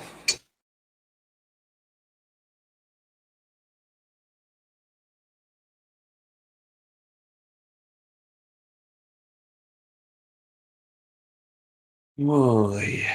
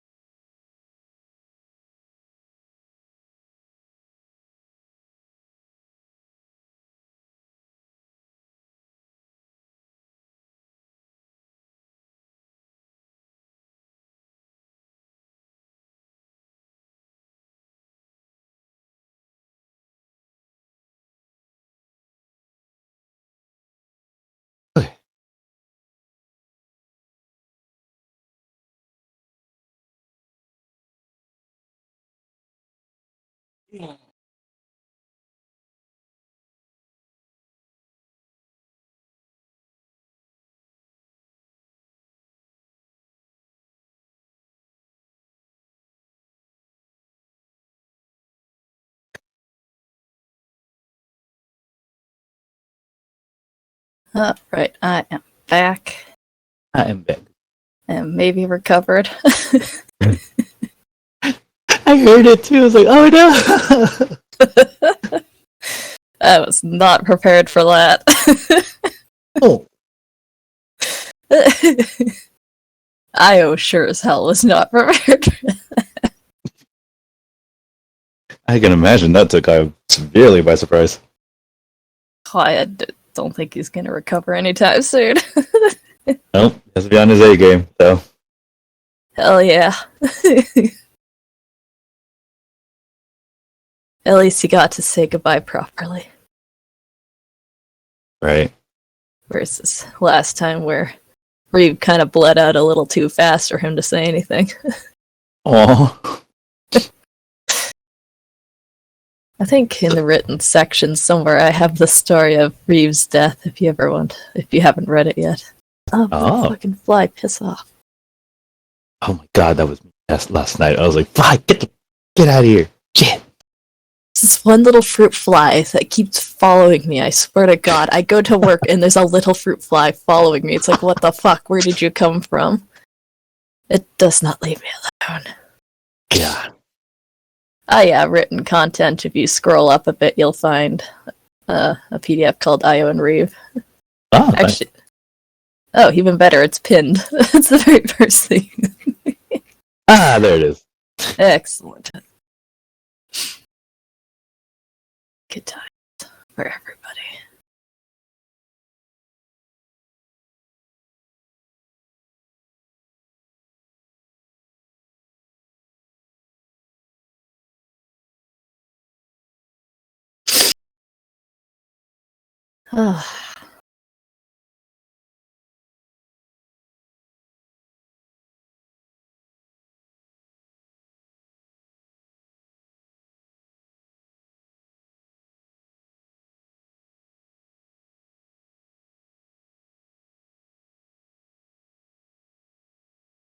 Dainty Starlet. Interesting name. There were some interesting people in Io's life. Basically, all the smuggling groups that he's known have just been complete idiots, essentially.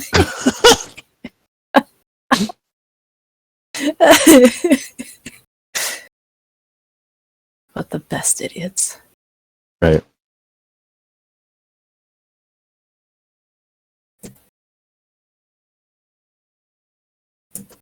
I mean, in my game at least, there was a moment in time where you actually met Barrow at some point. You just didn't know who he is. Well, kinda. He saw you, but didn't quite make it to talking distance as you guys took off.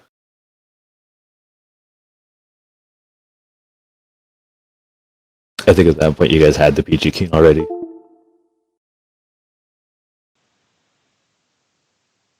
Yeah.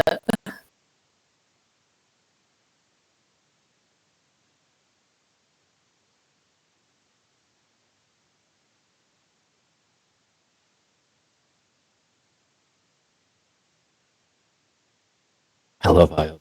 Like Io's character is so funny. He really is.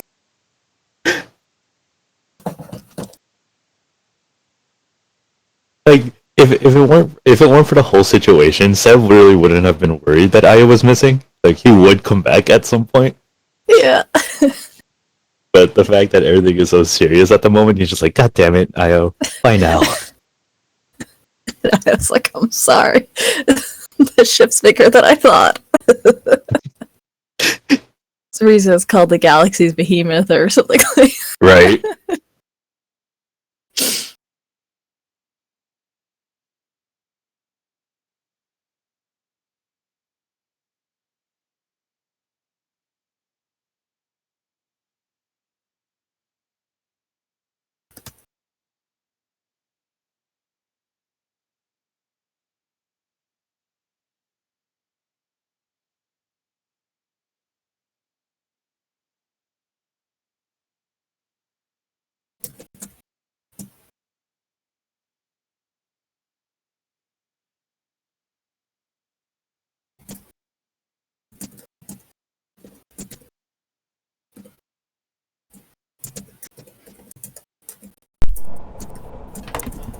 Do you ever have it where you're like really hungry, but you just do not want to eat anything? Yes. I'm doing that's happening right now, and I'm really mad. Oh no. It's like when your stomach's demanding food, but like just everything you think about your mouth is just like, ugh, no, you Like, can't no, have that in yeah. there. Absolutely not. Yeah.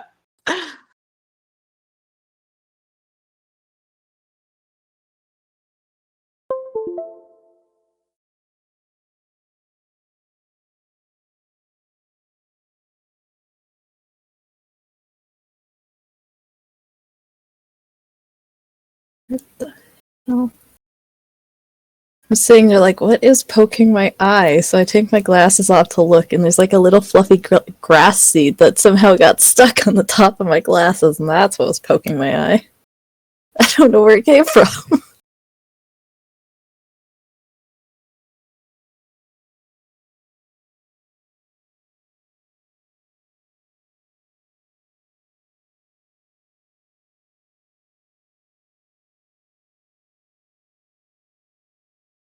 Wait, you somehow got grass on your glasses?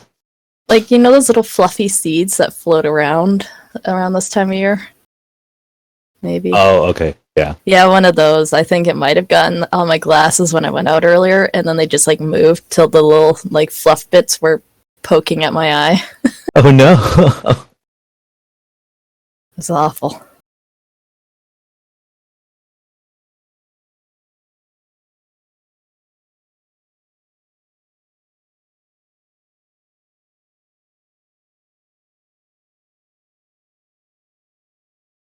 I've never had that.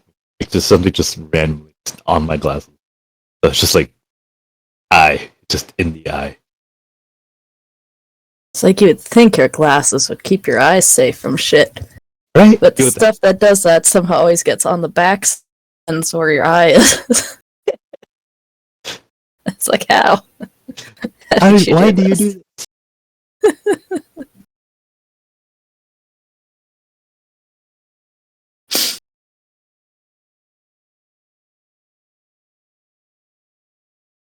I was listening to Star Wars Lo-Fi, and I was like, this sounds way too like whimsical. This is not Star Wars, and it's studio, or it's Spirited Away life Lo-Fi. Oh, there you go. Like, why do I feel inspired and like hopeful right now? Oh, wrong genre. My bad. I've been in kind of like a crooner standards mood, so that's what I've been listening to. But sorry, what?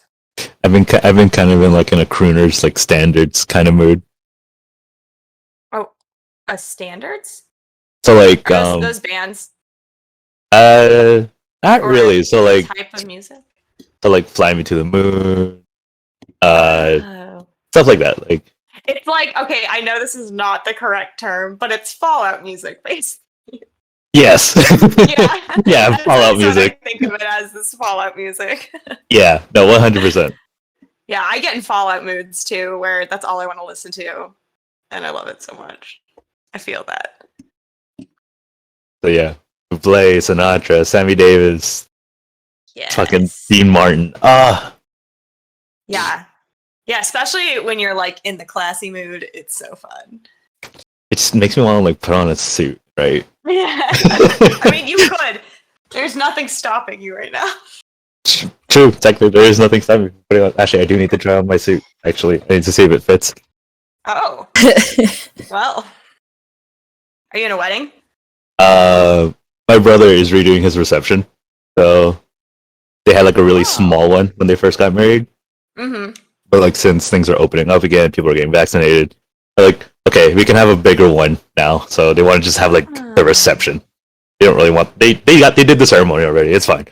Just reception. That people have fun. That will be fun. Yeah. I like that. You have to give a speech. Speeches. I was never strong. Do you on have speeches. to? Do you? No. Thankfully, no. Okay. My brother already picked his best man. I'm sure his best man will pick the speech. Yeah. I was the maid of honor in 4 or 5 weddings. Oh They man. all happened in like 2-3 years. Jesus. So I gave Oh. a lot of maid of honor speeches. Oh man. And like after a while, like by the 4th or 5th one, I was like, I'm being genuine in what I'm saying. Like I'm not just making things up, but each one is just starting to sound the same. You know what I Right. mean? Like it gets to the point where they just start blurring together, and it's like, oh, okay. I say the wrong memory with the wrong bride, or whatever. Like, oh, I'm sorry, that wasn't you. Wrong God, one, I'm I had a friend who was engaged to be married, and I was gonna be the maid of honor at the wedding. And they're like, all right, you gotta have a speech. I'm like, are you fucking kidding me? You know I cannot speak in front of a crowd of people. Like, that is the worst. Like, I get paralyzed when I'm in front of people, and you want me to do the speech? I'm like, fuck no, it's not gonna happen. Did you do it? No, the wedding ended up being called off for a whole bunch of drama, but I was just like, personally, I was like, oh, thank God, I don't have to worry about that. But I was like, I was gonna try to do it for them, but I was just like, I really don't want to. It's just like, no, I can't do speeches in front of people. like, oh god, even if I ever do get married, it's gonna be awful because like trying to do my vows in front of everybody, oh god, no. Like that's how bad my public speaking is. Yeah, that makes sense. I think I was okay with making speeches. The only one was I had a friend who, the guy she was marrying, she complained about her relationship with him more than she said good things about it. Oh, So no. I was sort of like, how do I do a maid of honor speech if I'm not sure they should be getting married at all? Yeah, that would be difficult. I don't like lying, so I don't want to lie and be like, you're the perfect couple for each other type of thing. Or like you don't want to put on you don't want to like put on that face, even though like when you really, really don't think it should be happening. Yeah. So, but actually it helped because I went a week early to go help out with the wedding, and I spent a ton of time with her and her fiance, and he was actually a really good guy. And I realized my friend just complains a lot. There it they is. actually were an okay couple, so that I actually wrote the speech. I was like, okay, I feel like I'm not lying anymore. We're good. That's good. So I was happy ending it. It's one of those things, right? Like it's just perspective. Like you only got the bad parts when there was actual good parts. She only called me when they were in a fight or something negative was going on, but it's not like she called me when he was really nice to her, or they had 3 weeks of things being awesome or whatever. So right. So it would have been nice if she called to be like, oh my god, he just did the most amazing thing. It would have helped to balance things for sure. I would have felt more confident about them. I'm pretty sure I talked to her a few times before she got engaged too, being like, why are you with him? Like, break up with him then if you're so upset all the time. But whatever. They've been married for 3 years. They seem okay. Alright, so they're fine. They're fine. Yeah, I think they're okay, yeah.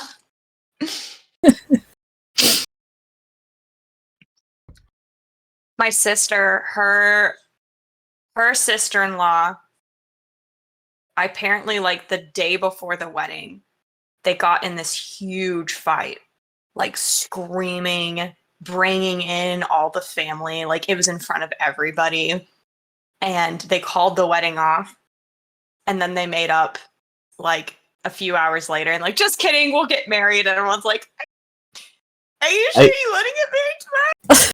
I would be so mad. I was like, oh my god. Like, no, we're fine. And then they got divorced like a year later. So no. Did not pan out well. Oh no. Does not sound like it did. Yeah. Oh wow. Just from like the wedding alone made it sound like, okay, I don't think it's gonna work. Yeah. It devolved a lot faster than anyone thought it would. Jesus Christ. People just be so crazy some days. For real. Right.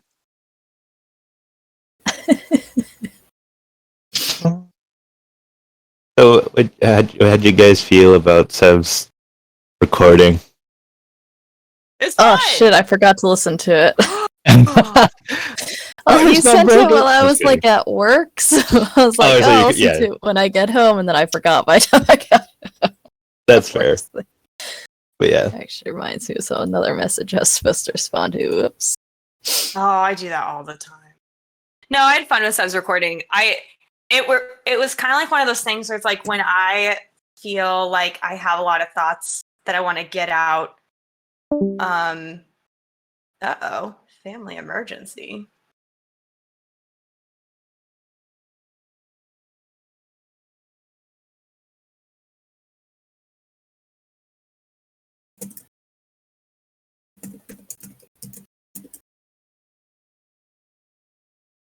Several people are typing. I know.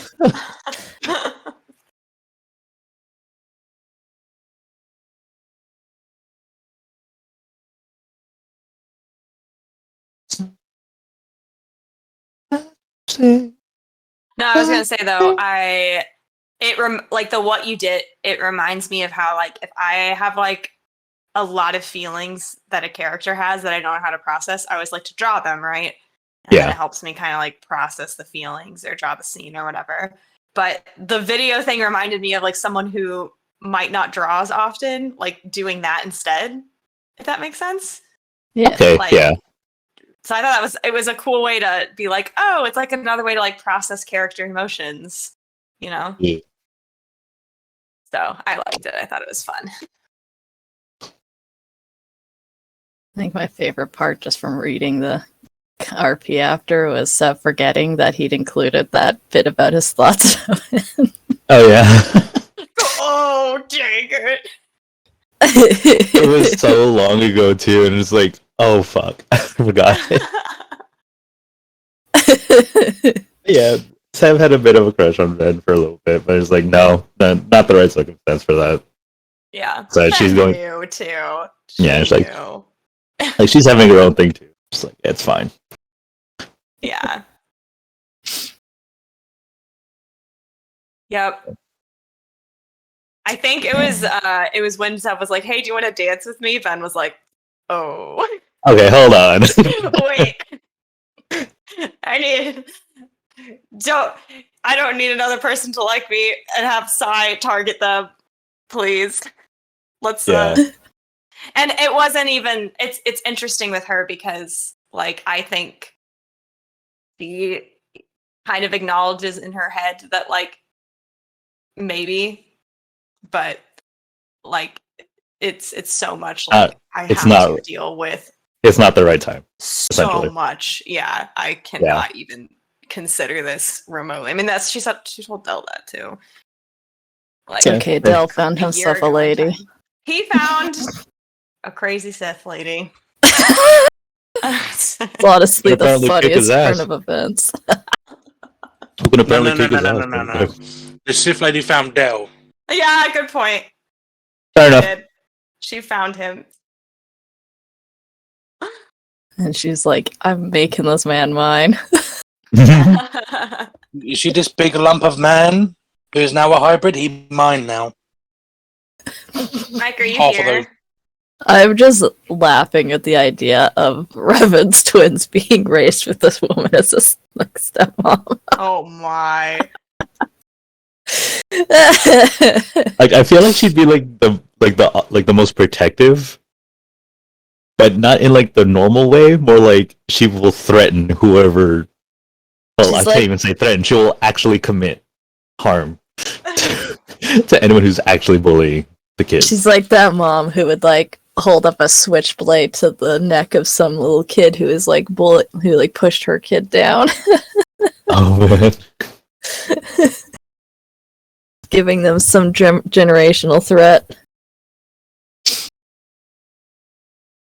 These kids, man, they're gonna be so fucked up in the future because they're gonna be That's gonna be like great. they're gonna be brought up like Mandalorians and Jedi. Sith, not Jedi. Hmm? Sith, not Jedi. There's a difference.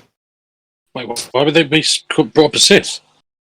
Well, if Captain Kendra's staying along, yeah. You honestly think that Dell would let her corrupt the children? You know, that's fair. Like, Yeah, Jedi-itis. She will learn. It's either that or they will be Grey Knights. They will I learn both. think Gray would fit them better. Yeah. Their focus will be on compassion. Because that's what Ven and Revan taught him. But they will be a sick-ass shot. Yeah. I was gonna say I said it in the chat a little bit, but I was surprised everyone was so accepting of what Ven did. I was not sure. Same. I was expecting Dell to put up a huge fight.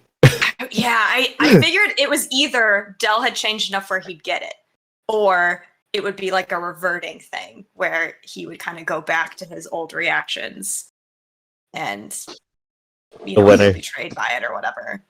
And when I heard that, I was like, "Oh, okay, Dell, you grew up, okay." So proud of Dale, right? Dell was like, shit, I can't run after her. I can't stop her. I mean, this is just the way it is now. This is just the way it is. I have to trust her. I have to trust in fate, and I have to trust in her to survive whatever Sai is going to throw at her. And if the time comes, and if we lose her, then there will be hell to pay. And Sai will understand that, you know, even though we won't kill him, even if he does kill Ven, he's going to have to learn with that pain just as much as we will. He will learn what pain is, and he'll be basically taking one of the only people in the universe who wants to help him away from everybody. Like, So yeah, who actually gave a damn about him? Yeah. If he kills Ven, then he's lost the one person in the entire universe that fully was devoted to him, was willing to do anything. And he'll have to live with that consequence for the rest of his life, behind bars in a cell. Yep. Nice. Okay, I am back. I'm sorry about that, guys. No No worries. worries. No worries. It's okay. You're having You deep understand. conversation about Dell's Dell. like maturity, like I Gross. surprising. Dell's maturity also astounded. So Yeah. What a sign of character growth, eh? I A little know. bit. Okay. Oh, Mike's here though. Mikey, are you here? Yeah, Okay. Oh. You've been so quiet. I did. I was working on stuff. What? Oh, okay. No, I was just working on an overlay in the background. Oh, gotcha. Okay. He was being responsible or some such shit. Good job. Never. I've also been trying to put like a character on pause. So Jeez. yeah, I was just putting Viri on pause there because there's a lot of mental characters I have to get into today, and it's not easy. Yeah, I know. I put like my DMing brain on short, but then I started getting back into it during the break. So yeah, there's just a lot going on. I know. It sucks when you Feel have to that. maintain all the voices in your head. I feel that. Yeah. Iowa has the perfect coupon for later. Jesus, Oh, God. of course he does. Okay, what was... Barry was talking to Revan. Yeah, Vera was talking to Revan. What was the last thing that Vera said to her? I wasn't strong enough to save you. Aha, there we go. Thank you. Welcome. I thought it was that, but brain went, wait, no. Maybe it was this. Maybe it was in left field. It's fine. Okay. So when you say that, Viri, you hear a sigh from Revan, and she goes, "You did what you could with the information you had.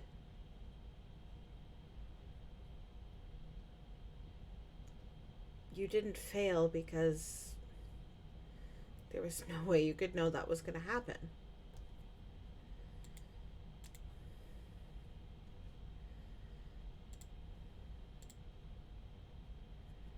Still.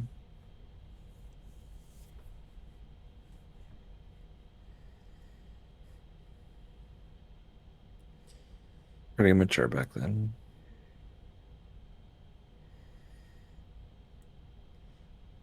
Sometimes we go through things that make us mature and grow up, even if we don't really want to go through them. Like this. Yeah, like this.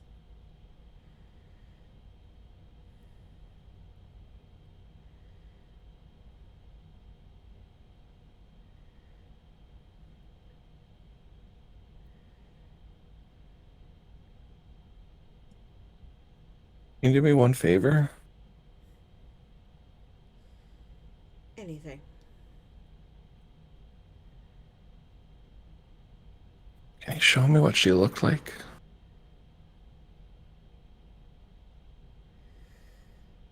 You hear a soft chuckle as Revan walks behind you and you feel her hand rest on your shoulder. And as you are meditating, you see nothingness for a while before a figure seems to shimmer into view. And you see a beautiful white-haired woman who looks like she would be a mixture between how you look and with the maturity of how Ven looks. She has shoulder length, pure white hair, piercing blue eyes, and holds herself firmly, but there's still kind of a softness to her. And as you're looking, you hear Revan speak. That's what your mother looked like. You are the spitting image of her.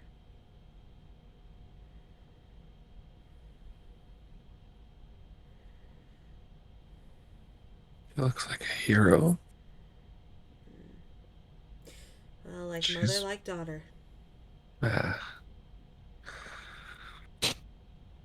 You see her pull out the mask from her robes. I think I'm ready to wear it.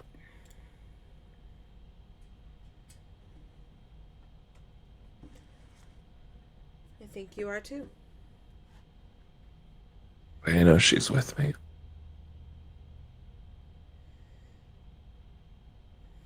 She is. You'll be with us too, right? Of course. Okay.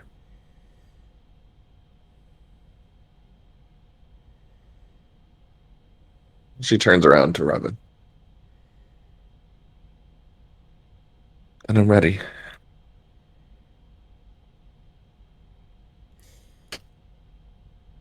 Revan smiles a soft and sweet smile before she reaches out and cups your cheek in her hand, her thumb gently running across your skin, and she goes,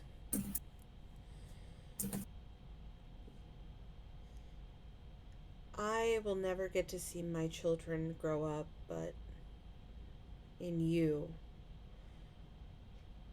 I get to see another child of mine grow up.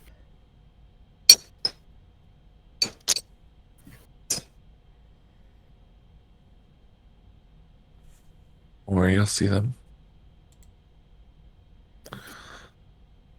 I'll make sure they can.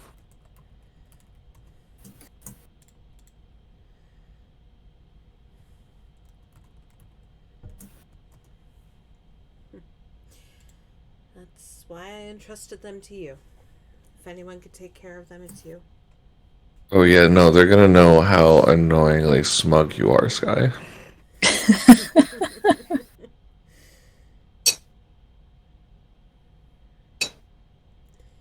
Well, hopefully they give me a run for my money. That's terrifying.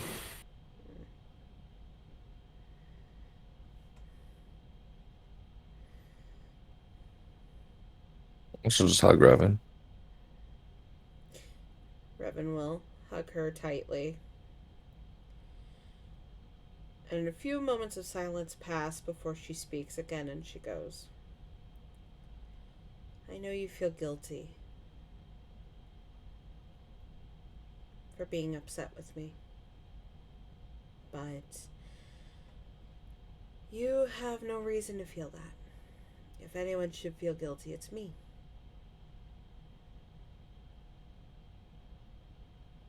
I shouldn't have kept things from you. I shouldn't have damaged your trust in me. And for that, I am sorry.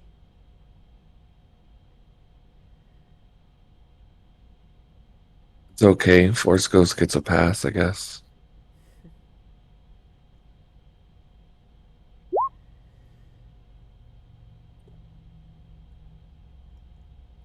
She chuckles softly, and then you feel a gentle kiss to the top of your head. And she goes, no matter how upset you were at me, I hope you know that no matter what, the only thing I ever cared about was making sure that you were safe. All of you. No, I see that now. I mean, I'm really shocked that my secret from the group went pretty well, but like, whew, I was kind of worried that, we're gonna have to like subdue Dell or something.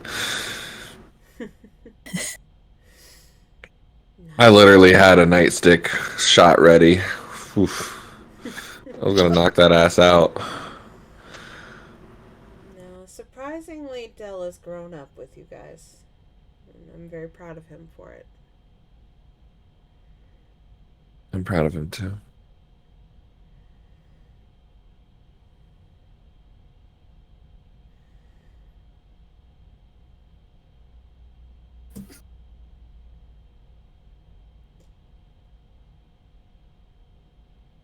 No matter what happens, Viri, however this goes, whatever happens with Ven, or with Asidas, or even with the rest of this group, just remember that it's okay to be afraid. It's okay to not want to see things that you see. But there is strength in acknowledging your fears.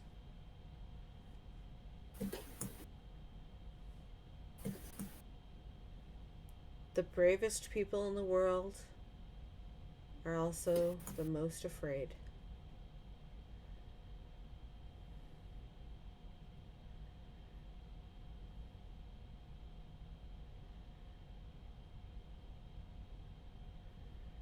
And being afraid doesn't make you weak.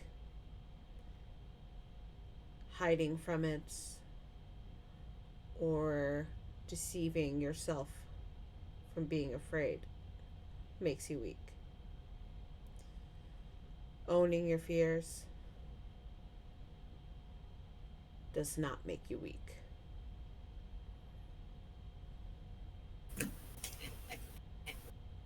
afraid I'm gonna lose her either way.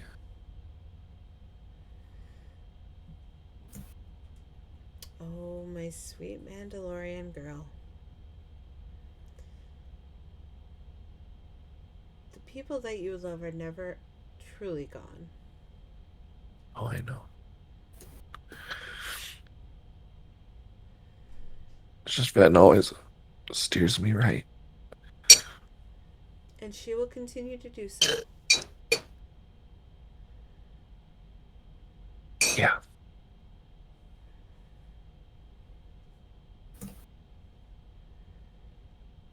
I'll make sure of it.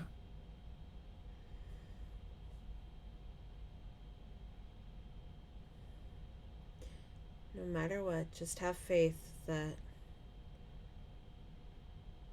no matter how it happens, whatever occurs was meant to occur. and that the battle you are fighting is more than just saber to saber. You are fighting something that has always been around and must always be fought. And either way, whatever you choose to do, I will be there, and I support you 100%. Thank you.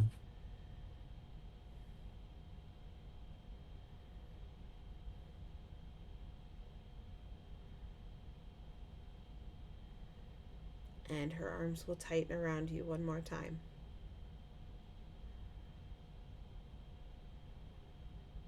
Before she fades away. Wait, do I say may the force be with you, or are you like in the force? It's really confusing. Oh shit. Okay. May the force be with you, Robin.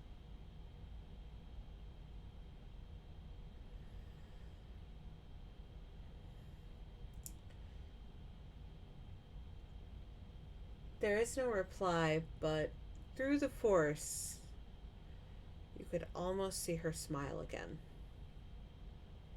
In one with the force is within me. The force. And I love it. That Um, point. Yeah. Go ahead. On Viri's comm, she just hears Io. It's like, hey Viri, come to the cockpit With my for a comms moment. open? No, you didn't hear any of that, did you? What? And that just come to the cockpit. Okay, cool, because I'm fine. Everything's good. See you in a second. almost cutting on you this way.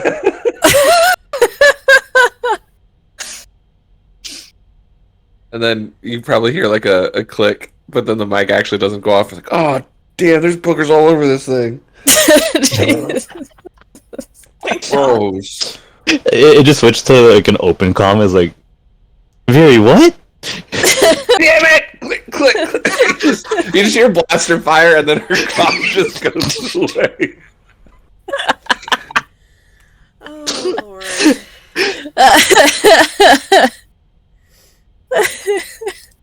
Oh. It's a good solid 15 minutes, but a white-haired, newly robed in one of Ben's robes, Viri pops into the cockpit. Io's sitting in his usual pilot seat with all the cats piled up on him. He gestures for her to have a seat in the co-pilot seat. Double checks the terabyte's not sitting there before she sits down. Made that mistake before. And then Io, he passes Zeke over to her, and then he passes her a coupon. Oh no! What? I love One that so much. Talking about our silent, problems. sitting next to each other, not talking about our problems. Emphasis on not. You see her like open up her mouth and then probably like look at it and be like, and then like go to open it again. Just looking at her like, He just smirks before he just kind of sort of just looks out the front window as he's like cuddling with Mimi. Terrified. Well, Zeke gets comfortable on Viri's lap. there's a good like probably 20 minutes of her just like awkwardly being like wanting to say something until she eventually gives into the awkwardness and enjoys her moment with Io. Aw, wholesomeness. I love it. Just waiting to use that one. Fucking making coupons over again.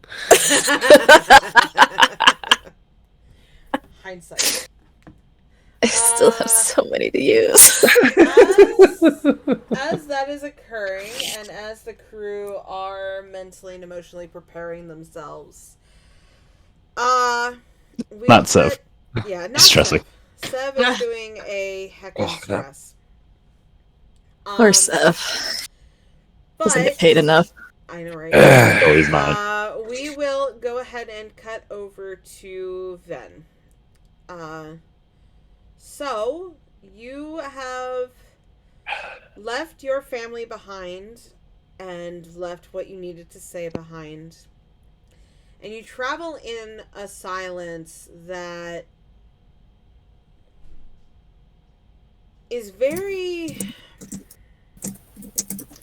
It's not as comfortable as silence used to be for you, even more so now.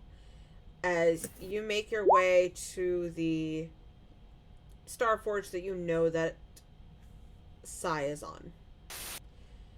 The travel is both longer than you expected, yet shorter, as the distance between you and your family that you left behind continues to grow. As you near the fleet outside of it hails to you. Let me interject really fast too. I think in that moment, in those moments of like silence of traveling and stuff, I think she really does kind of try to mentally separate herself a little bit.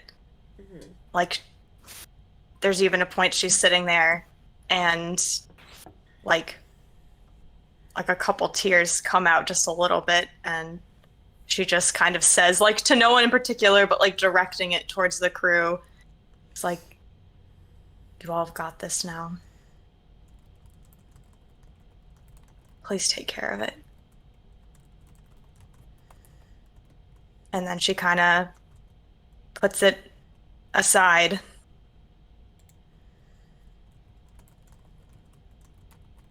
No. As you get closer, the fleet hails to the ship that you are on to identify yourself, and no need for the dialogue here, but you identify yourself. There's a few moments of silence before your entry is cleared, and you are escorted by several fighters into a particular docking bay.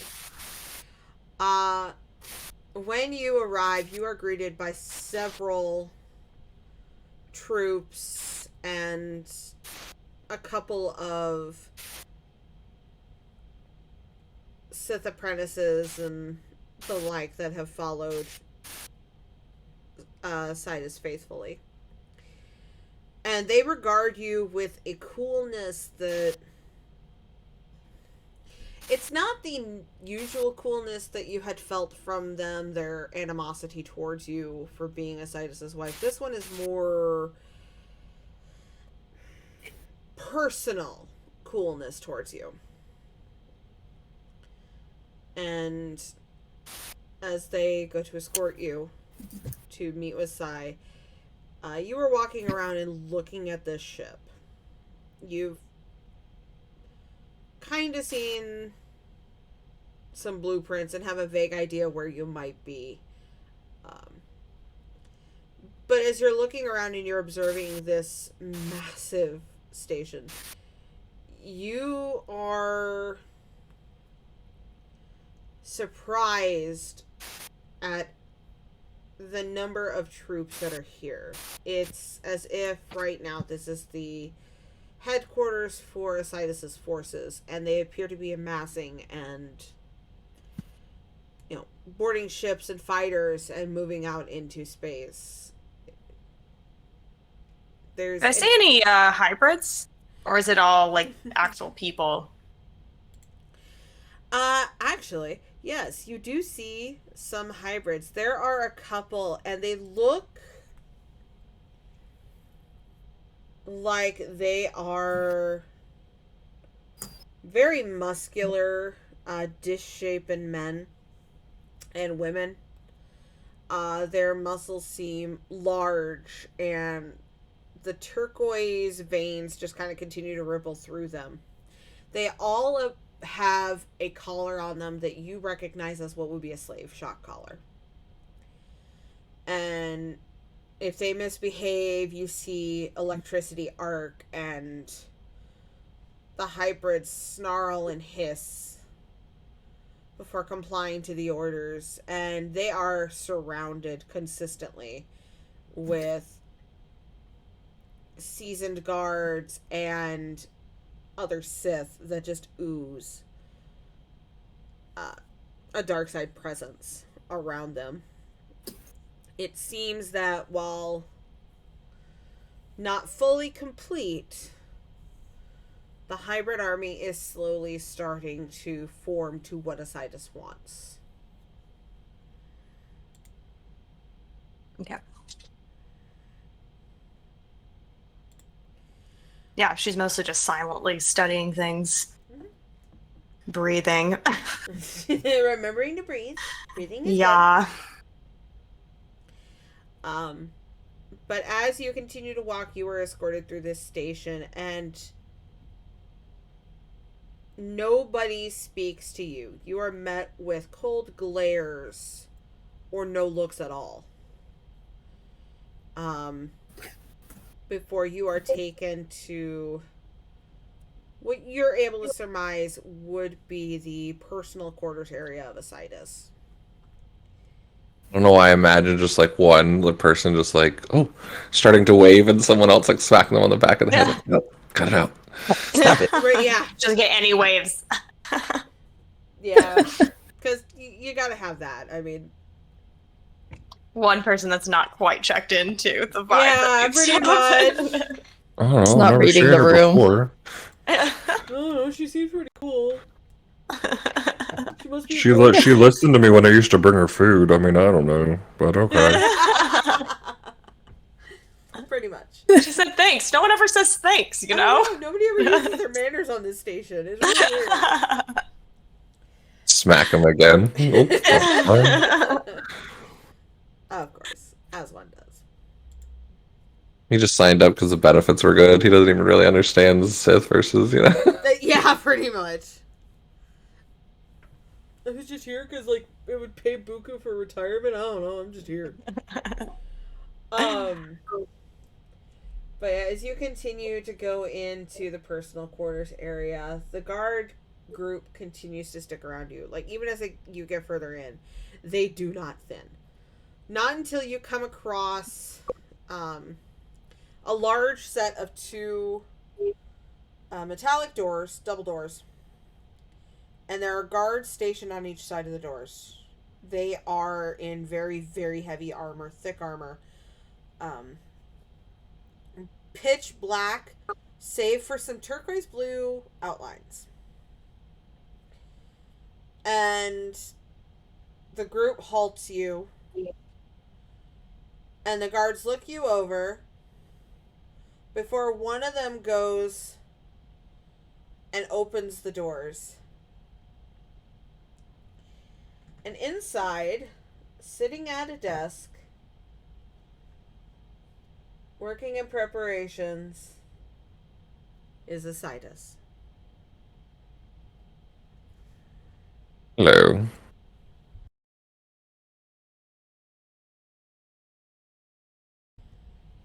So question is, like, as I'm like, I walk in, are they all coming in?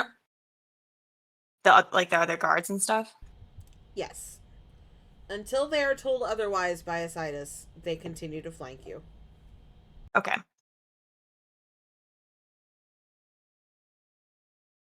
Yeah, so she walks in and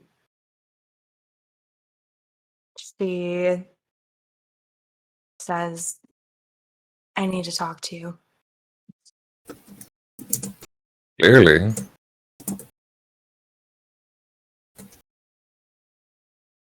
And she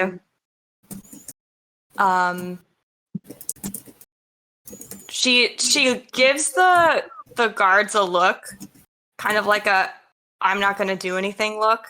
We'll see what happens. But she reaches for her lightsaber but she like tosses it to the side.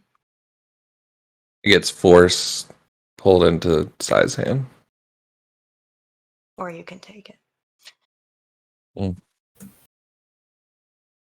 I was gonna leave your hands either way. And once he now has your lightsaber, he will dismiss the guards. To which they all bow respectfully and leave.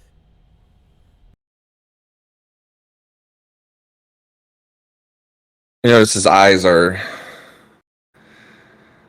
not fraught with the same exhaustion as you saw before, that manic look, but more of a determination, steel, and it's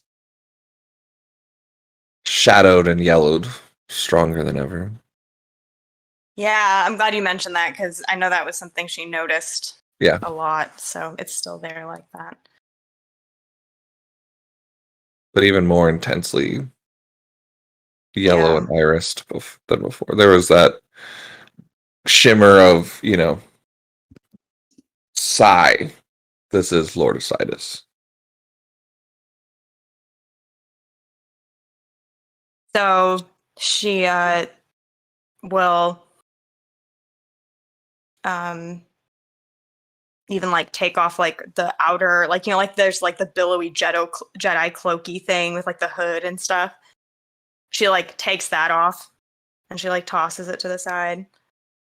And then she takes the wedding ring from her neck and kind of slips it off the chain and puts it on her finger. She walks closer to the desk and she says, The rope slowly floats off the ground and folds, gets placed on a chair. Almost in like a not like a how dare you, but like a don't mess the floor. Kind of like yeah. Please sit. What can I take this honor for, Master Jedi? He sits at his desk. does he have chairs? Like, Sure. no, okay. He has meetings. Yeah. Just never pictured him as a desk man. It might even have a little bit of a force pull of like bumping him like a little forcefully against her like back calves too. Like sit. There's definitely a coolness to him. Oh yeah. Coolness, yeah. Yeah. I'm feeling it. Yeah. And she obviously is noticing. And she does sit down and she says, I'm not here to talk to you as a Jedi. I came here as your wife to talk to you.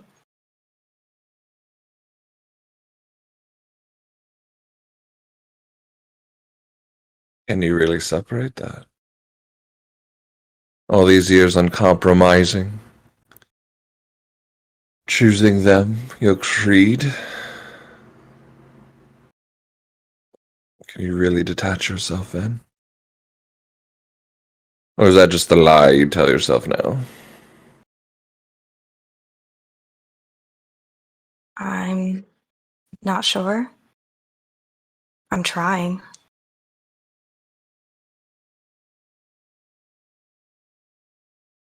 I'd hope even me trying means something to you. You got here safely, didn't you? I did. I respect courage in the face of danger. I give respect when respect is given.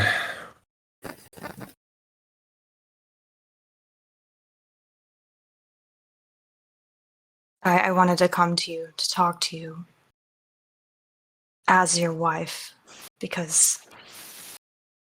I think we had a misunderstanding. Did we now? We did. Enlighten me.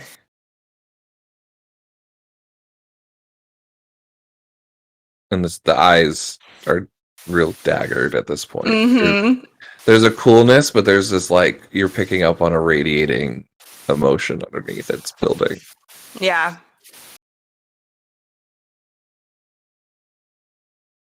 I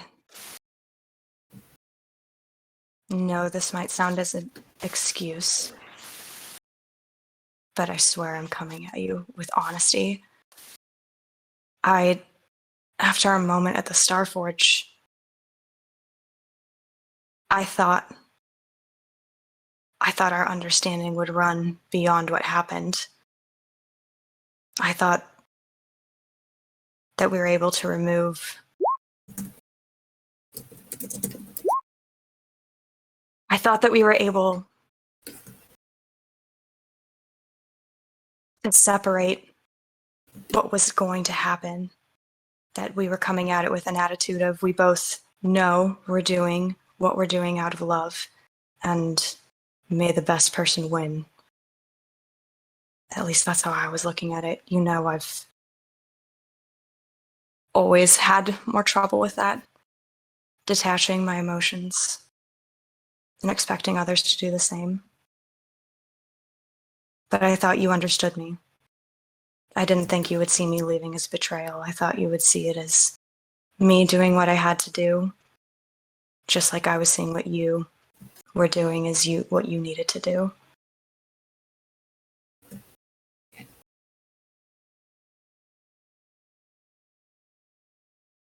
I wanted to truly explain to you why I left, since you didn't seem to understand it.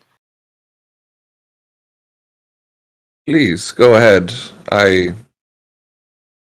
Surprisingly, probably understanding more than you think. But of course, speak your mind.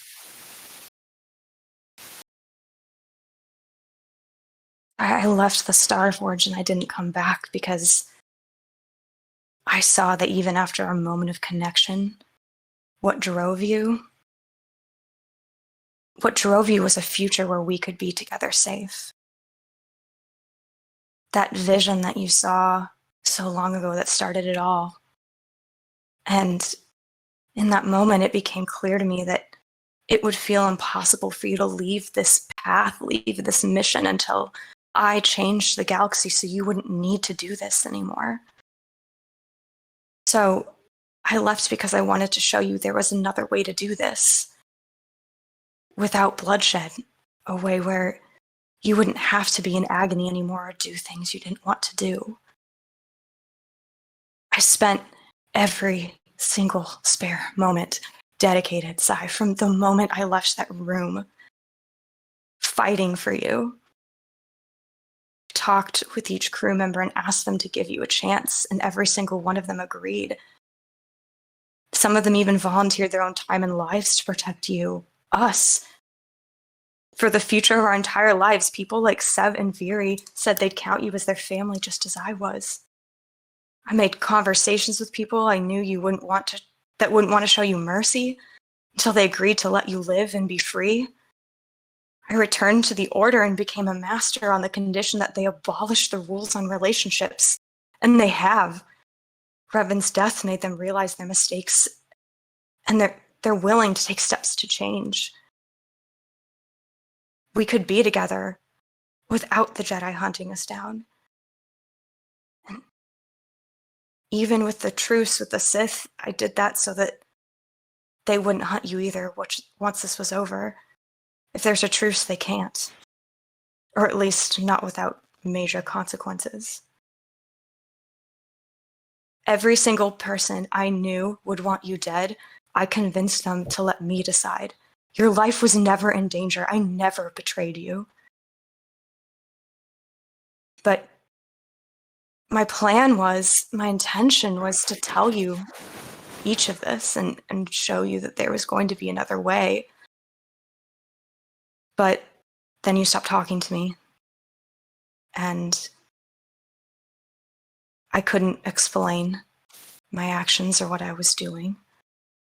So I'm sure it did look like betrayal. So once you talked to me a few hours ago.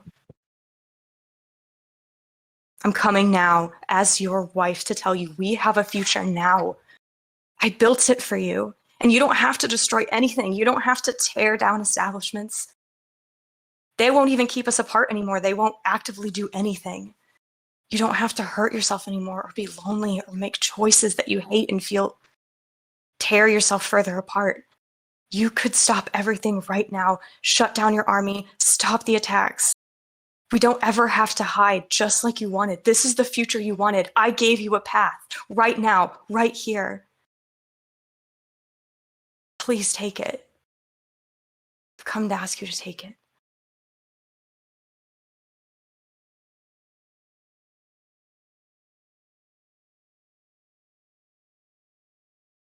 I see you, Ven, and I always have. You underestimate my ability to see your genuineness. It's why I stayed faithful. It's why we chose each other in the beginning. It's why I continued to fall deeper madly in love with you, even when foolishly kept to your ideals, even when I chose different ones. However, what I don't think you understand is all the words that you speak, and I truly believe that you believe them. Your actions speak more. You speak of going to protect me, and yet there's an army amassing to confront me. You say you left to help me, and yet you stole everything from me. Yara, your attachment to me is even dwarfed by your love for this crew. Don't get me wrong. I do find them intriguing. Talented, even. And if they didn't drag you down, they'd have room in my kingdom. But you see, I've come to realize something quite ironic, to be fair. I've realized the Jedi, the closed-minded, short-sighted views, always put their nose in places where they shouldn't. Will always go and pretend to know better. Leave behind those damaged, broken, not see past their pain and the actions they choose. But don't get me wrong, the Sith that you and your crew went crawling and begging to aren't any better. Blinded by their self-sight and their desire to overtake both.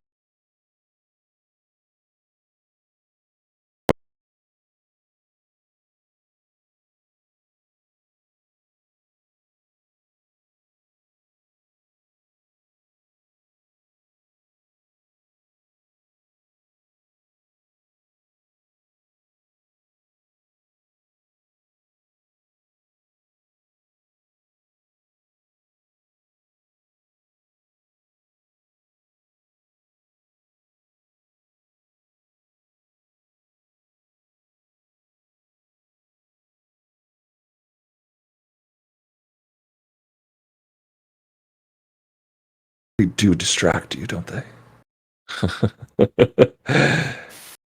Even my attachment to you has let me get distracted from giving us a future. I know you love me, and I love you. But even that attachment has made me grow weak. No more. I will burn the world down so that you and I can rise from the ashes and rebuild what we had.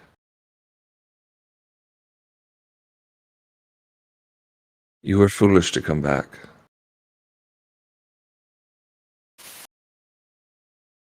I know.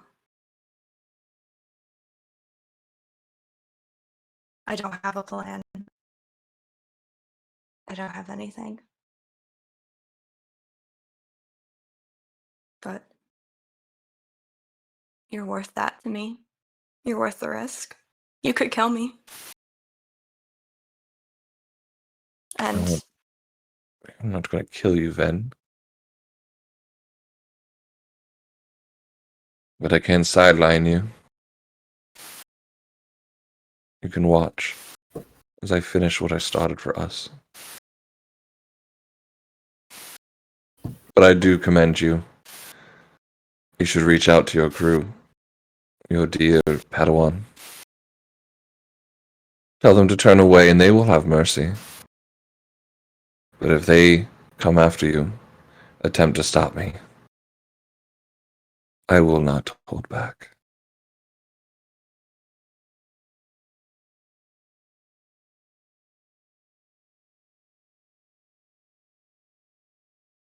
You see the doors open and the guards come back in.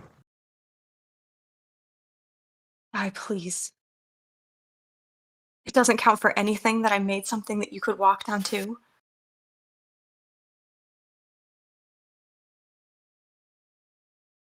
Can you we won't even really? consider it?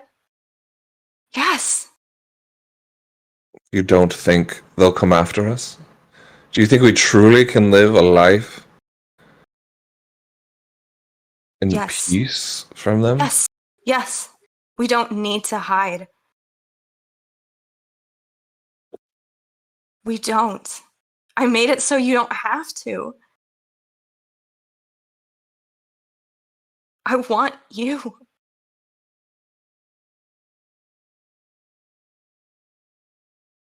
And I want you to be okay at the end of this. You finish this, and you're done. I know. I don't want that.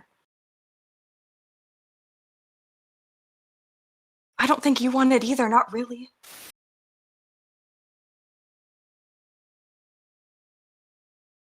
The power that I have now, they can't stop me.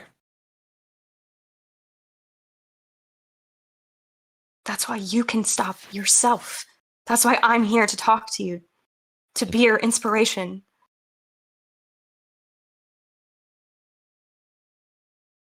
Then you truly still are being fooled by all of it.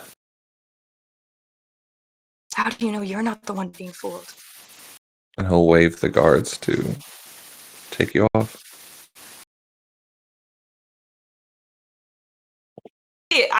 I'm not going to try to kill any of them, but I definitely would be like trying to fight them and like force pushing them away from me to like try and keep talking to them.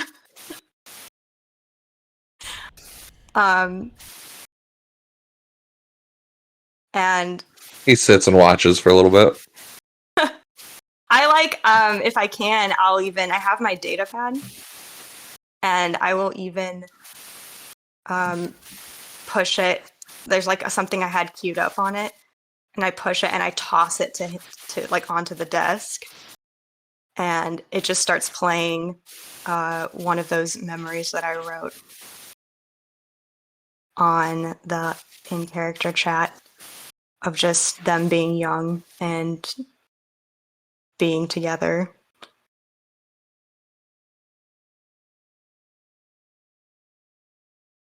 We could have that right now.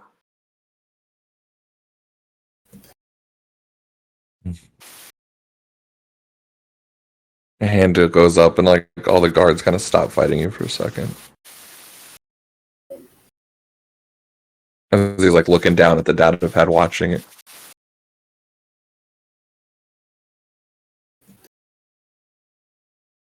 Thank Don't you. want this life for you. Thank you for reminding me what I'm fighting for. And an object flies up and knocks you out, hitting you in the back of the head.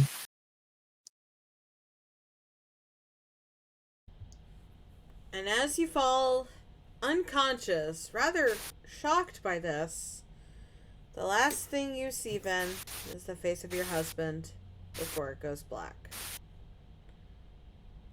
And that is where we will end today's session. That about went as what I expected. That went about as well as I thought it would. Yeah.